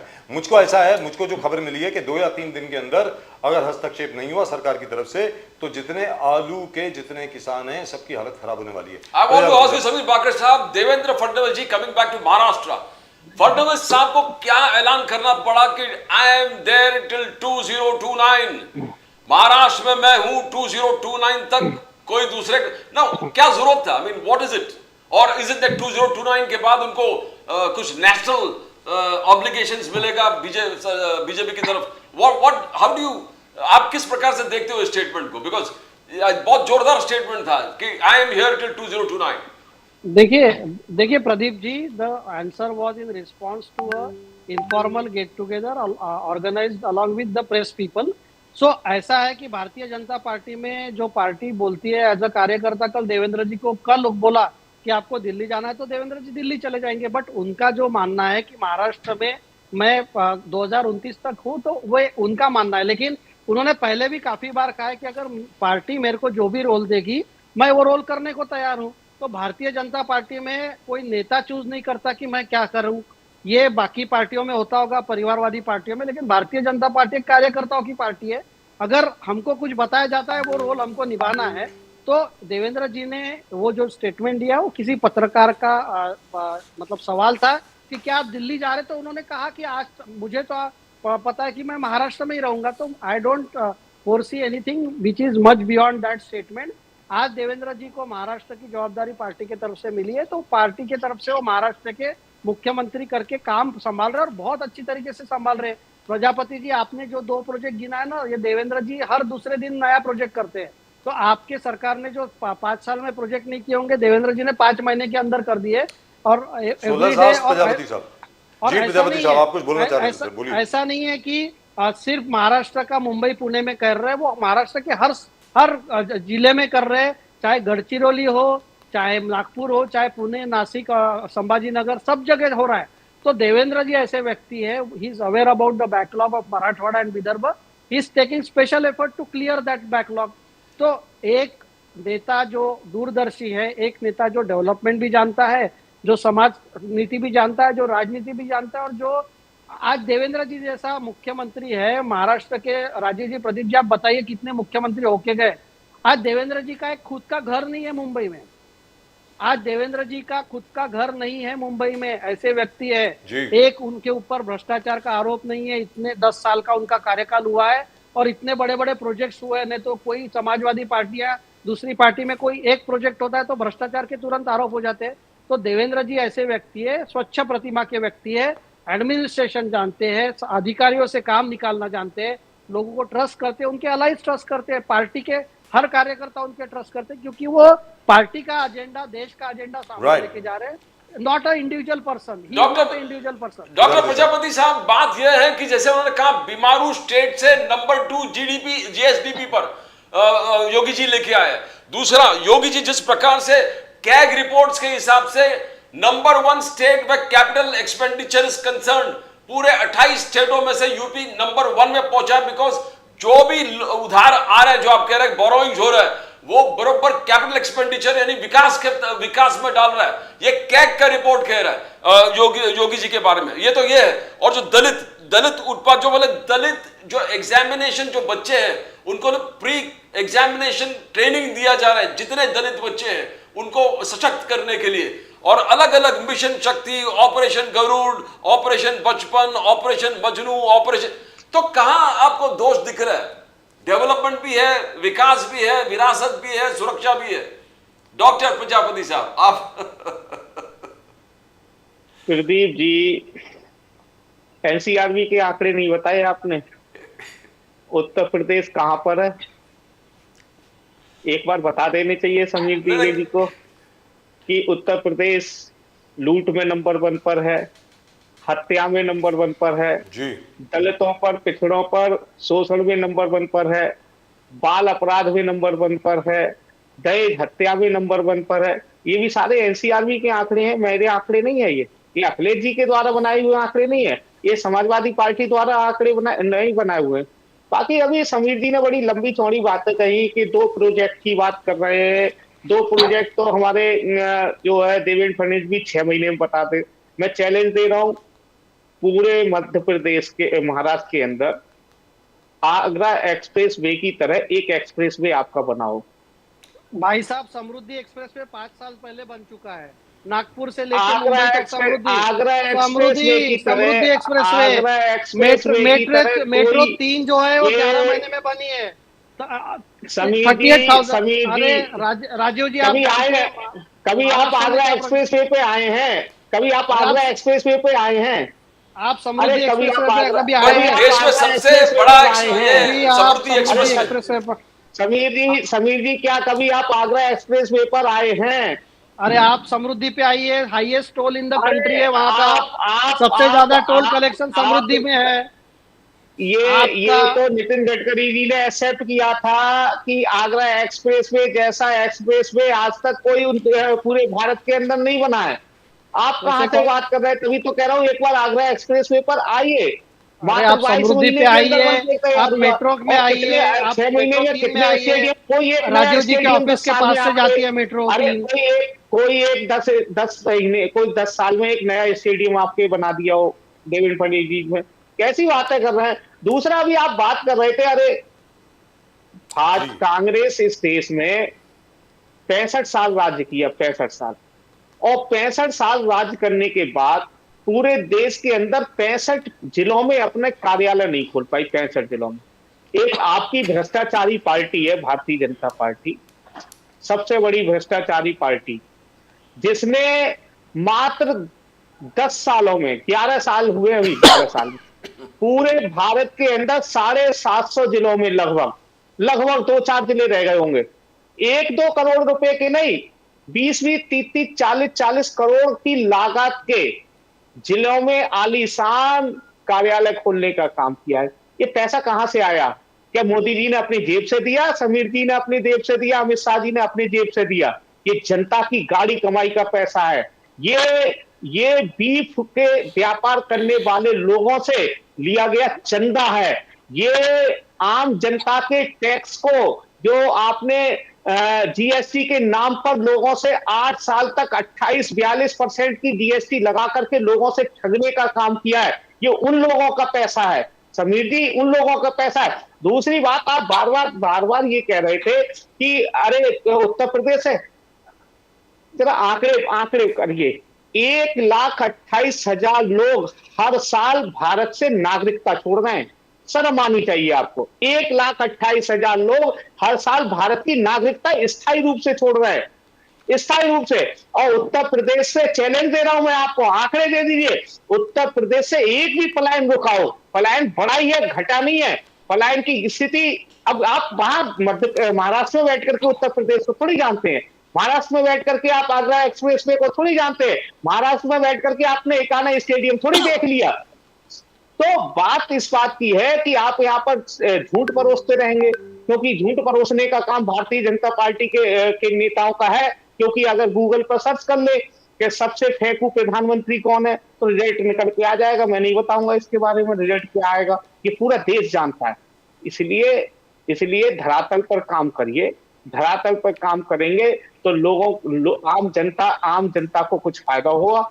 लेकिन आपकी इस हवाई हवाई बातों से आम जनता को कोई भी, अभी आप बड़ी लंबी चौड़ी बातें कर रहे थे। अरे समीर जी, मैं खुद टीचर हूं, आपको पता नहीं है 70 सालों में जो नहीं किया ना, 60 सालों में कांग्रेस ने नहीं किया, वो आपने आपने जो 11 सालों में कर दिया। शर्म आनी चाहिए आपको। 55 लाख करोड़ रुपए कर्जा हुआ था, 55 लाख करोड़ रुपए 60-65 सालों में, और आपने 255 लाख करोड़ रुपए पहुंचा दिया। क्या करते हैं आप लोग?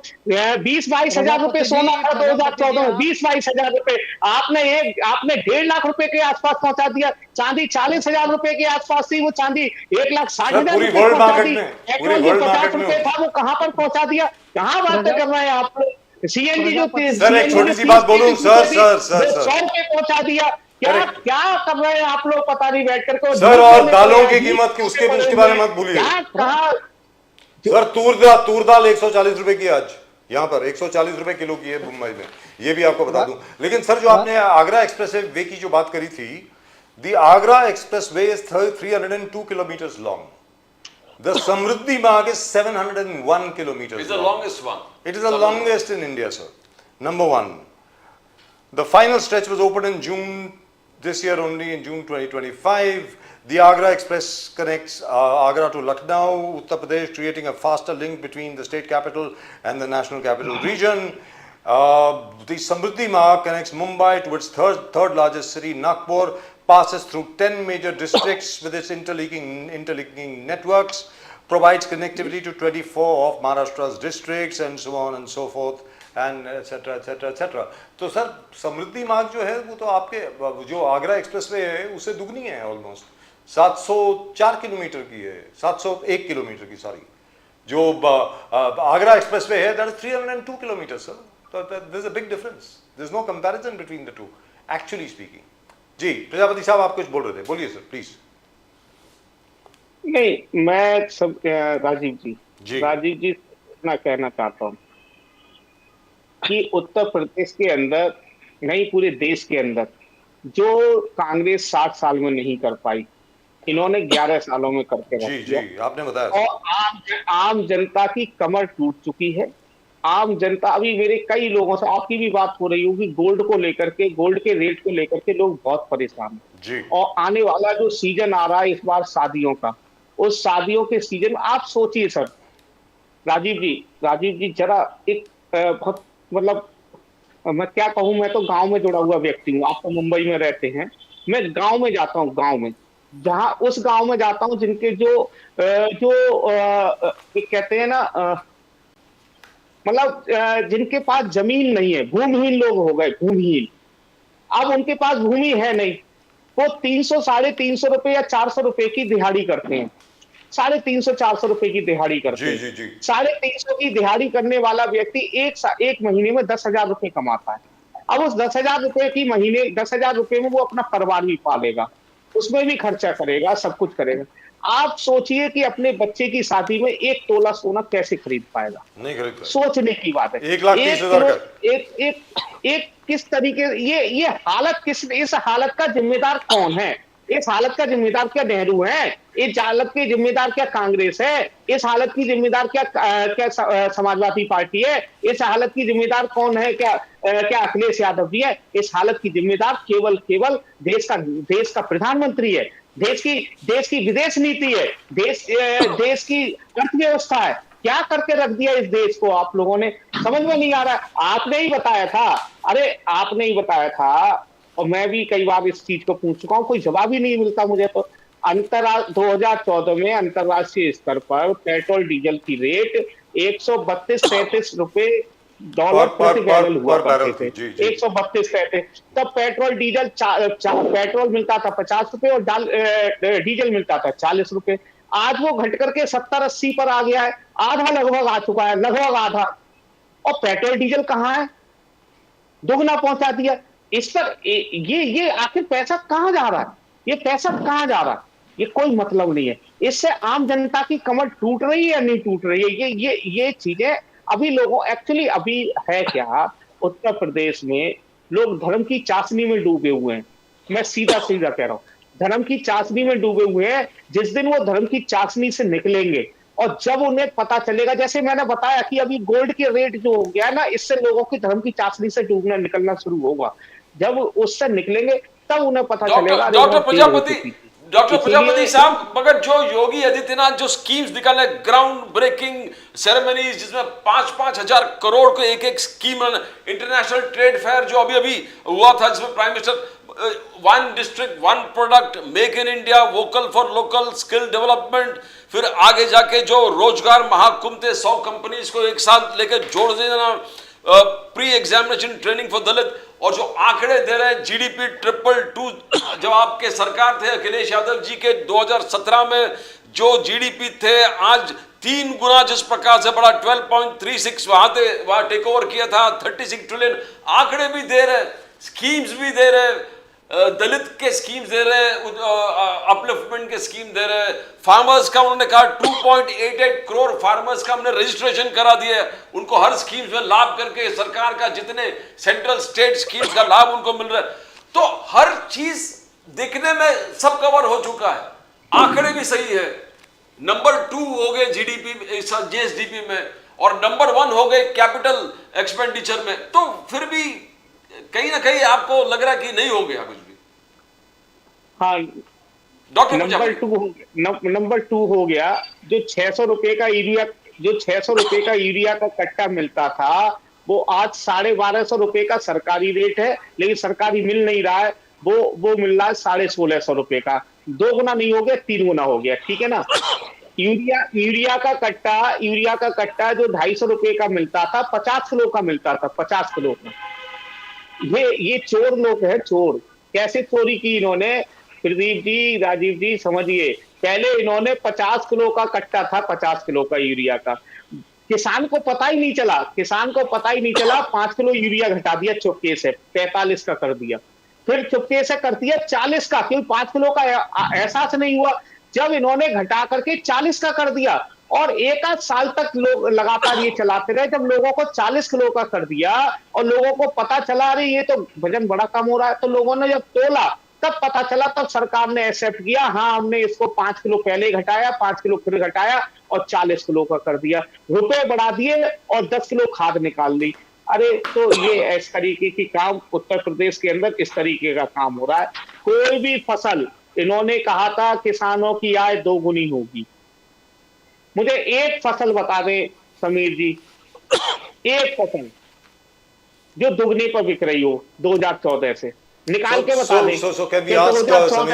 2014 में ये फसल इतने की थी और हमने आज ये 2 गुनी कर दी। एक फसल बता दें कोई। राइट। सो समीर बागरे साहब 2016 या 2018 में गोल्ड जो था वो 28,000 रुपए का था, यानी 1 तोला। आज की तारीख में 1,30,000 का हो गया है। Now, could you explain to us what could be the reasons? Is it global demand? Is it because of the Ukraine-Russia war? Is it because of uncertainty? Is it because of Trump tariffs? Everybody is now investing in gold. There is huge demand coming in from Russia and China, who are grabbing gold and buying gold all over the world markets. What's going on, sir? Bagre sir. Rajiv जी, मैं आपको, आपने जो भी factors बताए, it is a combination of all, because the countries are now rushing to purchase gold for the security purposes, क्योंकि currencies का devaluation है, currencies का टैरिफ का वॉर है, जियोपॉलिटिकल सिचुएशन है, everything is uncertain, and the reason for increasing gold prices is because of all these factors, and I am pretty sure in a period of 6 months when the things will cool down, वो prices नीचे आएंगे। और प्रजापति जी शायद education और बाकी चीजों में इनका ज्ञान काफी अच्छा हो, लेकिन इकोनॉमिक्स में मैं इनको थोड़ा सा समझाना चाहता हूँ कि आप जो कर्जे की बात कर रहे हैं प्रजापति जी, वो कर्जा जीडीपी के परसेंटेज में देखा जाता है। आप 10 साल पहले का कर्जा और आज का कर्जा कंपेयर नहीं कर सकते, उसका जीडीपी भी कंपेयर करना पड़ेगा।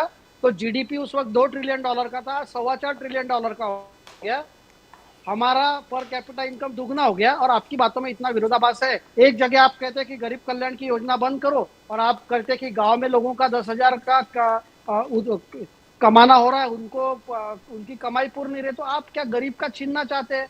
अभी बहन मायावती जी ने कुछ दिन पहले आपके पार्टी के बारे में क्या कहा है कि समाजवादी पार्टी ने पूरे जो डॉक्टर बाबा साहेब अम्बेडकर की जो स्मारक है इसके पैसा उसके रख रखाव में नहीं किए लगाया। उन्होंने तो पूरा ओपनली योगी जी को धन्यवाद दिया है कि भारतीय जनता पार्टी की सरकार ने दलितों की जो भी स्मारक थे उसका अच्छे से ख्याल रखा। और आप किस तरीके की दलितों की राजनीति की बात कर रहे हैं? आपको तो बहन मायावती ने खरी खोटी सुनाई भाजपा को, तो भाजपा अगर आपके लगाए तो आपको समझ में आएगा कितनी चीजें आपने गलत की है।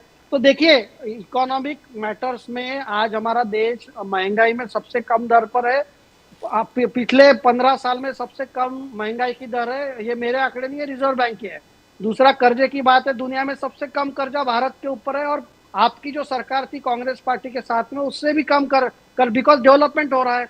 आप जो पेट्रोल की बात कर रहे हैं तो कितना इंफ्रास्ट्रक्चर डेवलपमेंट हुआ? क्या ये कोई एक परिवार के भ्रष्टाचार में पैसे गए कि देश के विकास में पैसे गए? आप लखनऊ में एयरपोर्ट हुआ, पूरे देश में एयरपोर्ट हुए, उड़ान योजना चली, मेट्रो बन रही है, हाईवेज बन रहे हैं, ग्राम सड़क योजना बन रही है। तो ये पैसा कहाँ से आ रहा है? ये तो केंद्र सरकार के जीएसटी कलेक्शन और इससे आ रहा है। तो आपको इकोनॉमिक की जो समझ थी, आपको एक परिवार के लिए समझ थी। मोदी जी, देवेंद्र जी, योगी जी ये देश के लिए काम करते, फर्क इतना है।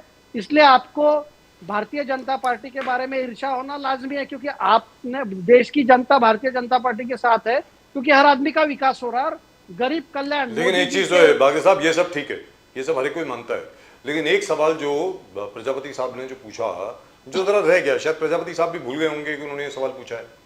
सर वो सवाल ये है कि तकरीबन हर डिस्ट्रिक्ट में भारतीय जनता पार्टी के इतने आलीशान ऑफिस कैसे बन गए? They are very very nice looking sir, they look like corporate offices. Where is the money come from? बताएंगे sir? Sir, the balance sheet of Bharatiya Janata Party is publicly available. Yes. All the donations, all the receipts, all the assets are duly accounted for. It is audited every year. It is submitted to the Election Commission and the relevant authorities, including the income tax authorities. So it is in the public domain. Congress party और Samajwadi party, इन्होंने अपने नेताओं के घर बनाए, इन्होंने अपने अपने नेताओं को मतलब रईस बनाया।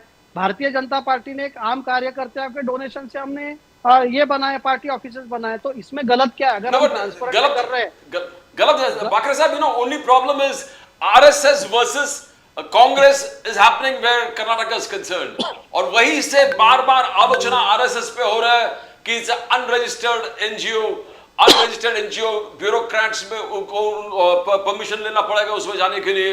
How do you see this? Congress is a vociferous attack on RSS is coming from Karnataka. You want to speak on that? देखिए Pradeep ji, Congress party in Karnataka is on very tenterhooks. There is a factionism going on. DK Shivkumar versus Siddharamaiah fight is going on. Everyone wants to do competitive politics, and they are choosing Rashtriya Swayamsevak Sangh as their target because they know the ideological base of the country, ideological base of civilization है. संघ को target करो तो first family जो है, Gandhi family, उनके नजर में हीरो बनने की कोशिश है। वो प्रियांक खरगे हो जो रोज संघ के बारे में कुछ लिखते हैं, मैं तो उनको कहना चाहता हूँ, भाई साहब संघ तो 100 साल से है। आपने गांधी हत्या के बाद भी उस पर गलत तरीके से प्रतिबंध लगाया था, आपने इमरजेंसी में भी प्रतिबंध लगाया था, आपने में प्रतिबंध लगाया। तो संघ ऐसा संस्थान है जो व्यक्ति निर्माण में है, और जो संघ का आज पूरा व्यापक रीच हुआ है बिकॉज ऑफ देयर वर्क। आज संघ के स्वयंसेवक से कोई डीके शिव कुमार या प्रियंका खरगे जैसे बंगलों में नहीं रहते, वो हमारे अपने घर छोड़ के प्रचारक बन के जाते हैं, देश के लिए काम करते। तो संघ के बारे में बोलने की औकात कांग्रेस पार्टी की नहीं है। मैं तो एडवाइस करना चाहूंगा कांग्रेस पार्टी को कि आप अपने पार्टी पे कॉन्सेंट्रेट कीजिए। अगर राष्ट्रीय स्वयंसेवक संघ पे आप जितना बोलेंगे उतनी आपकी लोकप्रियता नीचे जाएगी, क्योंकि संघ आज सबके मन में है। और राजीव जी, प्रदीप जी, मैं खुद स्वयंसेवक हूँ इतने सालों से। आप संघ के प्रचारक से, संघ के स्वयंसेवक से पूरे फुल टाइम अपनी जिंदगी दांव पर लगाकर अच्छे अच्छे बड़े बड़े करियर छोड़ के देश सेवा में लगे। तो ये कांग्रेस पार्टी के जो आई कैन से डायनास्ट जो लोग हैं, जो एलिट डायनास्ट है, जो हमेशा पावर में रहे, वो क्या समझ पाएंगे संघ को? संघ को समझने के लिए उनकी बुद्धि नहीं है, और उनके इसमें कॉम्पिटिटिव पॉलिटिक्स चल रहा है। और संघ के बारे में वो कर्नाटक में जितना बंदी बैन की कोशिश करेंगे, संघ उतना वापस ऊपर आएगा। और हमारा आइडियोलॉजिकल बेस राष्ट्रीय स्वयंसेवक संघ है, और राष्ट्रीय स्वयंसेवक संघ का एक ही पर्पज है, राष्ट्र निर्माण, व्यक्ति निर्माण और संघ कौन सा खुद के लिए काम करता है? संघ तो पूरे समाज के लिए काम करता है। ऐसे हजार एक्टिविटीज है, मैं आपको ले चल सकता हूँ कि आदिवासी में जो काम कर रहे हैं। साहब for a final word from him. Sir, अभी तक आप कुम्हार समाज के लिए, प्रजापति समाज के लिए आप बहुत काम कर रहे हैं, लेकिन अगर आपने जो बोला है अभी कि अयोध्या में जो दीप खरीदे गए और दीपोत्सव जो हुआ, वहां पर उत्तर प्रदेश का जो प्रजापति समाज है यानी कुम्हार समाज जो है, उनसे कुछ नहीं खरीदा गया, तो सर मतलब ये तो अयोध्या नहीं सर, मैंने आपको वीडियो भी भेज दी और मैंने आपको पेपर की कटिंग भी भेज दी है, दोनों भेज दी है आपको, देख लीजिएगा। ठीक है, जी जी, मैंने भेजी है, आपकी पीसीआर टीम को भी भेजी है, आपको भी पर्सनल भेजी है, दोनों चीजों को भेजी है। और अयोध्या नहीं, पहले तो ये समीर जी जो 28 लाख बता रहे थे ये गलत है। वहां पर केवल इस बार 1 लाख दिए जलाए गए थे, 1 लाख, ठीक है ना। और टोटल वाराणसी को 3 लाख ऑर्डर हुआ है। 3 लाख का जो ऑर्डर 3 लाख का जो ऑर्डर हुआ है, वो 3 लाख का ऑर्डर जो हुआ है वो ऑर्डर हुआ है गुजरात से। और मैंने आपको उसका पेपर की भी कटिंग भेज दी और वीडियो भेज दी है, देख लीजिएगा। और दूसरा, मैंने समीर जी को भी कल एक वीडियो भेजी थी, शायद मिल गई होगी। उत्तर प्रदेश के अंदर एक पिछड़ा वर्ग आयोग बनाया गया है। समझिए सर क्या करती है ये पार्टी, ठीक है ना। और पिछड़ा वर्ग आयोग बनाया गया, उस पिछड़ा वर्ग आयोग में 25 सदस्यीय कमेटी बनाई गई, 25 सदस्यीय पिछड़ा वर्ग की है, केवल उसमें ओबीसी के ही लोग रहेंगे, ओबीसी के। शर्म आती है भारतीय जनता पार्टी के ऊपर और भारतीय जनता पार्टी की सोच के ऊपर। एक भी प्रजापति नहीं मिला इन्हें 25 लोगों में, एक भी कुम्हार नहीं मिला, एक भी प्रजापति नहीं मिला।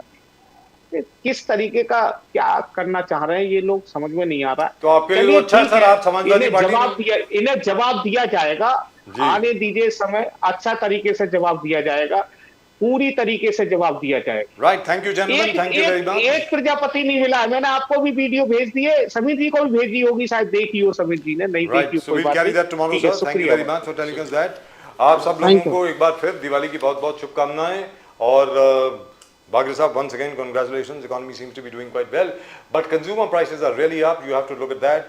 And jobs and income, we have a problem there at some point of time because it's becoming seasonal now. People are working from home, or you change the definition of what employment is, one of the two.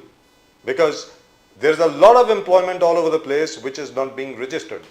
So people are working. I think we could go by all the number of people who have actually filed income tax returns, all the people who are actually paying GST, all the people who are actually paying Provident Fund and so on and so forth. Maybe the definition of employment needs to change, very frankly speaking, because then we can have a proper picture of what is really going on in the country. Because I see prosperity everywhere. People may not see it, and people may call me whatever. हमको तो रोज ही सुनने को मिलता है। Sir not गोदी, sir गोदी media तो फिर भी ठीक है, हमको तो चड्डी वाले बोलते हैं सर, वो तो खाकी चड्डी वाले etcetera, forgetting the fact that now the RSS wears pants. Now my point is very simple. The point is that I see prosperity wherever I go. I go down from the office, there's a bar right next door, it's called the Dive Bar. It's a really lovely place, it's always full. There are lots and lots of restaurants all over BKC which are completely and totally always full. There is waiting everywhere in every restaurant all over Bombay. I live on Juhu Tara Road. Sir रात के 2:30 बजे तक वहां पे traffic ऐसे होता है कि जैसे दोपहर का ट्रैफिक जैम हो सर, रात के 2:30-3 बजे तक। छोटी सी लाइन आपको बोलना चाहूंगा। बोलिए sir. I am associated with lot of industries in capacity of a consultant and also in many roles. हर इंडस्ट्री में मैन पावर की कमी है, हर इंडस्ट्री में देयर इज ह्यूज वर्क। आप अगर रियल एस्टेट इंडस्ट्री देखिए, कंस्ट्रक्शन, बाकी जो इंफ्रा इंडस्ट्री देखिए, आप फैक्ट्रीज देखिए, everywhere manpower and people are so unemployment is a myth. And you rightly said that we need to devise a new methodology of capturing everyone's employment figures. And what you said was absolutely true. I didn't want to, otherwise Prajapati Saab would have thought that, we are all cornering him. Let's be very clear. In Mumbai, for example, आप building sites पे आइए, you will not find too many people from UP. UP के लोग नहीं मिलेंगे अभी आपको। नहीं है सर, मैं आपको नहीं मिलेंगे, because the point is they're finding employment right there. और साथ में जो अनएम्प्लॉयमेंट भट्टा उनको मिल रहा है, बाकी सब मिल रही है, they're quite happy. Not even the small scale industries आप बोलेंगे MSMEs में, you won't find because they themselves say, अब साइकिल की दुकान है, वहाँ बोले कि जो वहाँ से यूपी से लोग थे सब वापस चले गए. Because they are getting so much of government grants, as a result of which, employment is general, everybody is going and they are not coming back. जो आपने कहा वो वापस नहीं आ रहे वो लोग. So As a result of which, what is happening is there are lots and lots of people from Jharkhand and parts of Bihar. There are lots of people from there and then some other states, but not from UP. UP se nahi aa rahe log. So on that there is no doubt.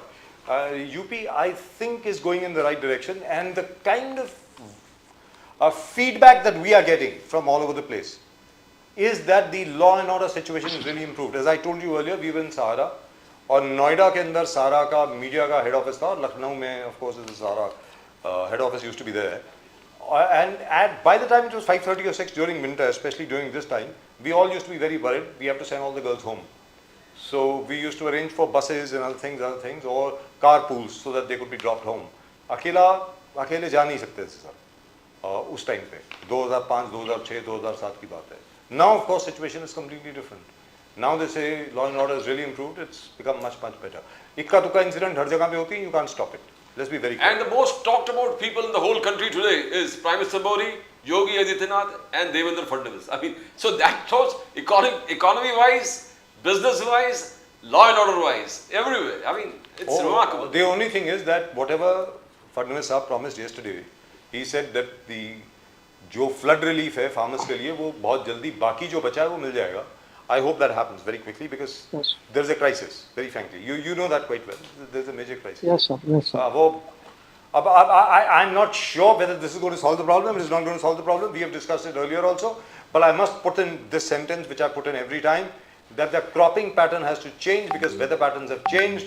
So farmers also have to modernize. They also have to evolve. And personally, I was a great fan of all the 3 farm laws which had to be repealed. I wish they had not been repealed, very frankly speaking. I know I'm going to be a very unpopular man because of this, but so be it. कौन सा हमको किसी सेठ को report करना है? Let's be very clear. It's our channel. So I have to tell I can afford to tell the truth over here. Let's be very, very clear. The 3 farm laws were great. They needed a bit of tweaking. वो tweaking हो जाती, sir उसको पास करने देना चाहिए था. It would have been great for all farmers, especially farmers in Maharashtra, especially farmers in UP, especially farmers in not Western UP. They would not have been so great for Punjab and Haryana and Western UP farmers, but the rest of the country, they would have been really great. We will still have to pass those kind of laws. Let's be very clear, sir. आगे जो कुछ भी हो, मतलब you will have to look at them again, very frankly. But in any event, आपको भाई दूज की बहुत Thank you, sir. Thank you. Have a nice शुभकामनाएं, time. दिवाली की बहुत शुभकामनाएं, and still waiting for you to come to Mumbai to come to our office. Next week I am going to come to your office. Please, that'll be great. Thank you very much, sir. We'll all have a cup of tea and samosas together. Namaskar. Yes, thank you. Namaskar.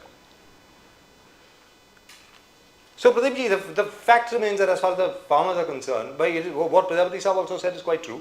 There are lots and lots of these so-called gangsters who are still around, who are non-Muslim, not to mince words, and who there has not been too much of action against them. Of course, वो विकास दुबे को मार दिया गया. There is some fellow called Tyagi who is on the run, and so on and so forth. But they are Brahmins, by the way. They are not Thakurs.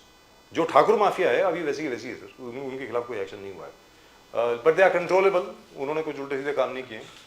लेकिन there are questions and they are given a list. It is Mr. Yogi. The ball is in his court. Now he has to answer कि मैं इन पे action क्यों नहीं लूँ. और सब गिरा के बोल रहा है 50 केसेस एक जो ब्रजभूषण सिंह से लेके everybody, ब्रजेश सिंह से लेके everybody have 50 cases against them. लेकिन Pradeep ji, the veracity of those cases also has to be checked because please do remember these guys were with the BJP. So all these cases were filed at the time that the Samajwadi Party was in power. And there are lots and lots of cases against Samajwadi Party guys which were filed when the BJP is in power. So you don't know which is politically motivated and which is real. जो भी असली है उसमें 50 case में 49 cases fake तो नहीं हो सकता. जो जिस प्रकार के गैंगस्टर्स ब्रजेश सिंह के बारे में कोई भी पूछे, अर्जुन सिंह, ब्रजेश धनंजय सिंह के बारे में कोई भी पूछे, कोई छोटा he is not a small extortionist or something. There is grave kind of offenses against them and it is not hidden. कितने को मारा, कितने को काटा, and no action against them in spite of the fact that somebody like that Brajbhushan Singh has been attacking Yogi Adityanath. He has said that he is not my leader, Modi is my leader. पहले दिन से उन्होंने attack किया उन पे. तो उनका कहना है कि बुलडोजर छोड़ दो, पुलिस की गाड़ी छोड़ दो, पुलिस से साइकिल भी नहीं पहुंचते उनके दरवाजे. नहीं पहुंचते. So he has to answer. But then otherwise, he's doing. लेकिन Pradeep ji, what I'm very enthused about is the fact that look at the defense production which is going on right now. I read out just a little bit of what is going on right now in Uttar Pradesh. I'm really very excited because, and these are very high precision equipment. This is very high precision equipment, which means it requires a lot of skill. All the chaps working over there must be very, very highly qualified.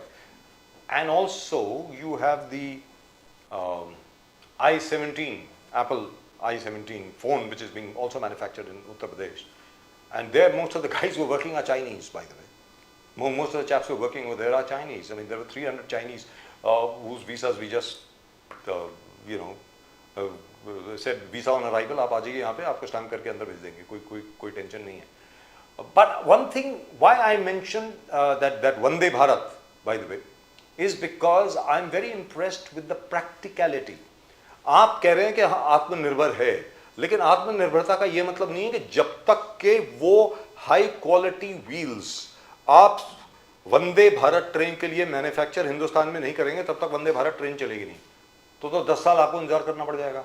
So you go shop around the world to see where do you get them from. Earlier you were getting them from Ukraine.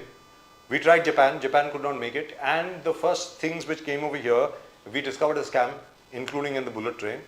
In fact, वो जो जापानी सरकार है उन्होंने अपने Japanese vendors के खिलाफ भी बहुत बड़ा एक्शन लिया है. So finally we had to go back to China and say भाई आप सप्लाई करिए. So that's it. So I am impressed with the practicality of what this government is doing. They are being very practical. इसमें कोई वो नहीं है कि भाई यही करना है, मर जाएंगे लेकिन ये नहीं करेंगे. अरे क्यों नहीं करेंगे भाई? जो लोगों के लिए जो फायदा है आप करिए ना. That's it. अभी एयरक्राफ्ट से लेके ट्रेड से लेके वेपन से लेके गन से लेके धीरे धीरे जो असंभव था पहले अब सब इस देश में बनने लगा. प्रदीप जी पहले एमिनेशन तक नहीं बनता से है. मोदी जी मतलब स्वदेशी स्वदेशी स्वदेशी एक ही चीज. तो Pradeep ji now we are manufacturing high quality ammunition even at Khadki. Pune के आगे है खिड़की ऑर्डिनेंस फैक्ट्री जो है, हाई क्वालिटी एमिनेशन. पहले सिर्फ .34 का एमिनेशन बनता था वहां पे. Space technology, look at way space technology next level पे लेके गया. We are among the most few countries जो not only place things in space but then you are developing technology to control it after placing it there from अलग अलग. तो इस technology में शायद 1 2 3 दो देश है पूरे दुनिया में, and now India is a part of it. Sir सबसे बड़ी बात क्या है, giant jump space technology is concern. Sir सबसे बड़ी बात यहाँ पर क्या है कि आप अगर देखें हिंदुस्तान में दोनों चीज़ें होती हैं. एक बहुत ज़बरदस्त खबर भी आती है, बहुत अच्छी खबर भी आती है, और एक बहुत बुरी खबर भी आती है. तो आपके ऊपर है, आपको बुरी खबर देखनी है तो आप बुरी खबर देखते रहिए. मैं शुरू से यही बात कहता हूँ कि मोदी जी और राहुल गांधी जी, यानी बीजेपी और कांग्रेस में, मोदी जी और कांग्रेस में भी क्या फ़र्क है. सर बीजेपी जो है वो जैसे 3 इडियट्स है ना, जो पिक्चर आई थी उसमें आमिर खान, वो क्या है ना वो लड़का दिया, माधवन है, राम माधवन, और वो शर्मन जोशी और वो करीना कपूर, ये सब थे. माशाल्लाह ज़बरदस्त film. It was a very it is one of the most optimistic films ever made. It's one of the most hopeful films ever made. उम्मीद से भरी पिक्चर है वो. It's in color, it's in 3D, it's fantastic. अभी जैसे Narasimha picture आई है, वो BJP वो है, नरसिम्हा, बजरंगी भाईजान, ये है वो, रेडी, दैट इज बीजेपी. अब कांग्रेस क्या है, 2 Bigha Zamin, Pather Panchali, anatomy of a famine, वो अभी तक वहीं चल रहे हैं सर. वो कांग्रेस का जहाँ तक प्रश्न है, और उनको ये मालूम नहीं है कि ब्लैक एंड व्हाइट एरा खत्म हो चुका है यार. अब कलर आ चुका है, HD कलर आ गया है, अब तो HD से भी आगे सुपर HD आ गया है. तो ये सब उनको मालूम नहीं है. अभी भी वो उसी एरा में चल रहे हैं. तो जैसे ये लोग ना, द वायर हो गया, ये हो गया, क्विंट हो गया, स्क्रोल हो गया, ये सब इनका यूनिवर्स है, including what's her name, Arundhati Roy. तो और अरुंधति रॉय जी के लिए तो मेरा एक सुझाव है, अगर आप पाकिस्तान से इतना प्यार करती हैं, आप इन सब लोगों से इतना प्यार करती हैं, एक बार जाए ना वहाँ पे रह के देख लीजिए, कुछ देर रह के देख लीजिए वहाँ पे. ऐसी क्या बात है, बहुत बढ़िया रहेगा आपके लिए. You find it fantastic. एक बार आप रह लीजिए वहाँ पे, ऐसी क्या बात है. और बाकी जितनी भी जैसे अरफा खानम शेरवानी हैं, हमारे क्या नाम है इनका, प्रवीण सोनी साहब जो हैं, जो पाकिस्तान की इतनी तारीफ करते हैं ऑपरेशन सिंदूर के दौरान, और पाकिस्तानियों को खुद मालूम नहीं है यार ये हमने कब किया. ये तो जो प्रवीण सोनी साहब जैसे बताते हैं. And I have the unique distinction that I was one of the first people that guy blocked on his Twitter account, because I would ask him specific questions. कि यार ये बता तूने ये you have made this government, how have you made this government? Exactly. मतलब they don't want to answer questions. हमने कह दिया सो कह दिया, बस हो गया. Like the dead economy. Yes, it's a dead economy. Yes. That's And what today- Mr. Rahul and- Gandhi said. And now when Trump says no, the economy is good.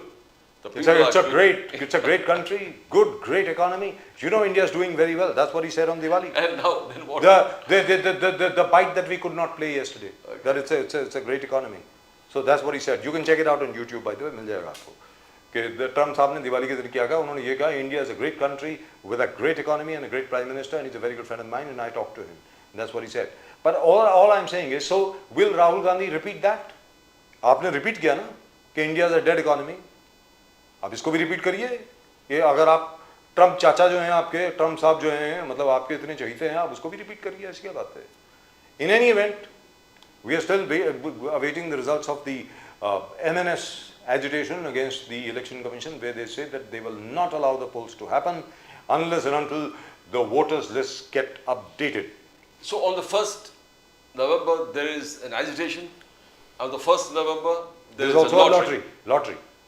for the local bodies. Yes. तो देखते हैं sir. That's it. That's all we've got for you in tonight's show. आज के show में सिर्फ इतना ही. और अगर अभी तक आपने सब्सक्राइब नहीं किया चैनल को तो भैया कर लो. Please subscribe to the channel. The fastest growing channel of the nation, Nation Now. The fastest growing channel of the nation, Nation Now. That's it. That's all we've got for you tonight. From both Pradeep ji and myself and the entire team of Nation Now. आप सब लोगों को दीपावली की, भाई दूज की और बाकी सब चीज़ों की बहुत बहुत बहुत बहुत शुभकामनाएं. And we'll of course be back with you tomorrow. आप सबको जय हिंद, जय महाराष्ट्र, जय भवानी, जय शिवाजी, वंदे मातरम. Vande Mataram. भारत माता की जय, जय हिंद. Jai Hind.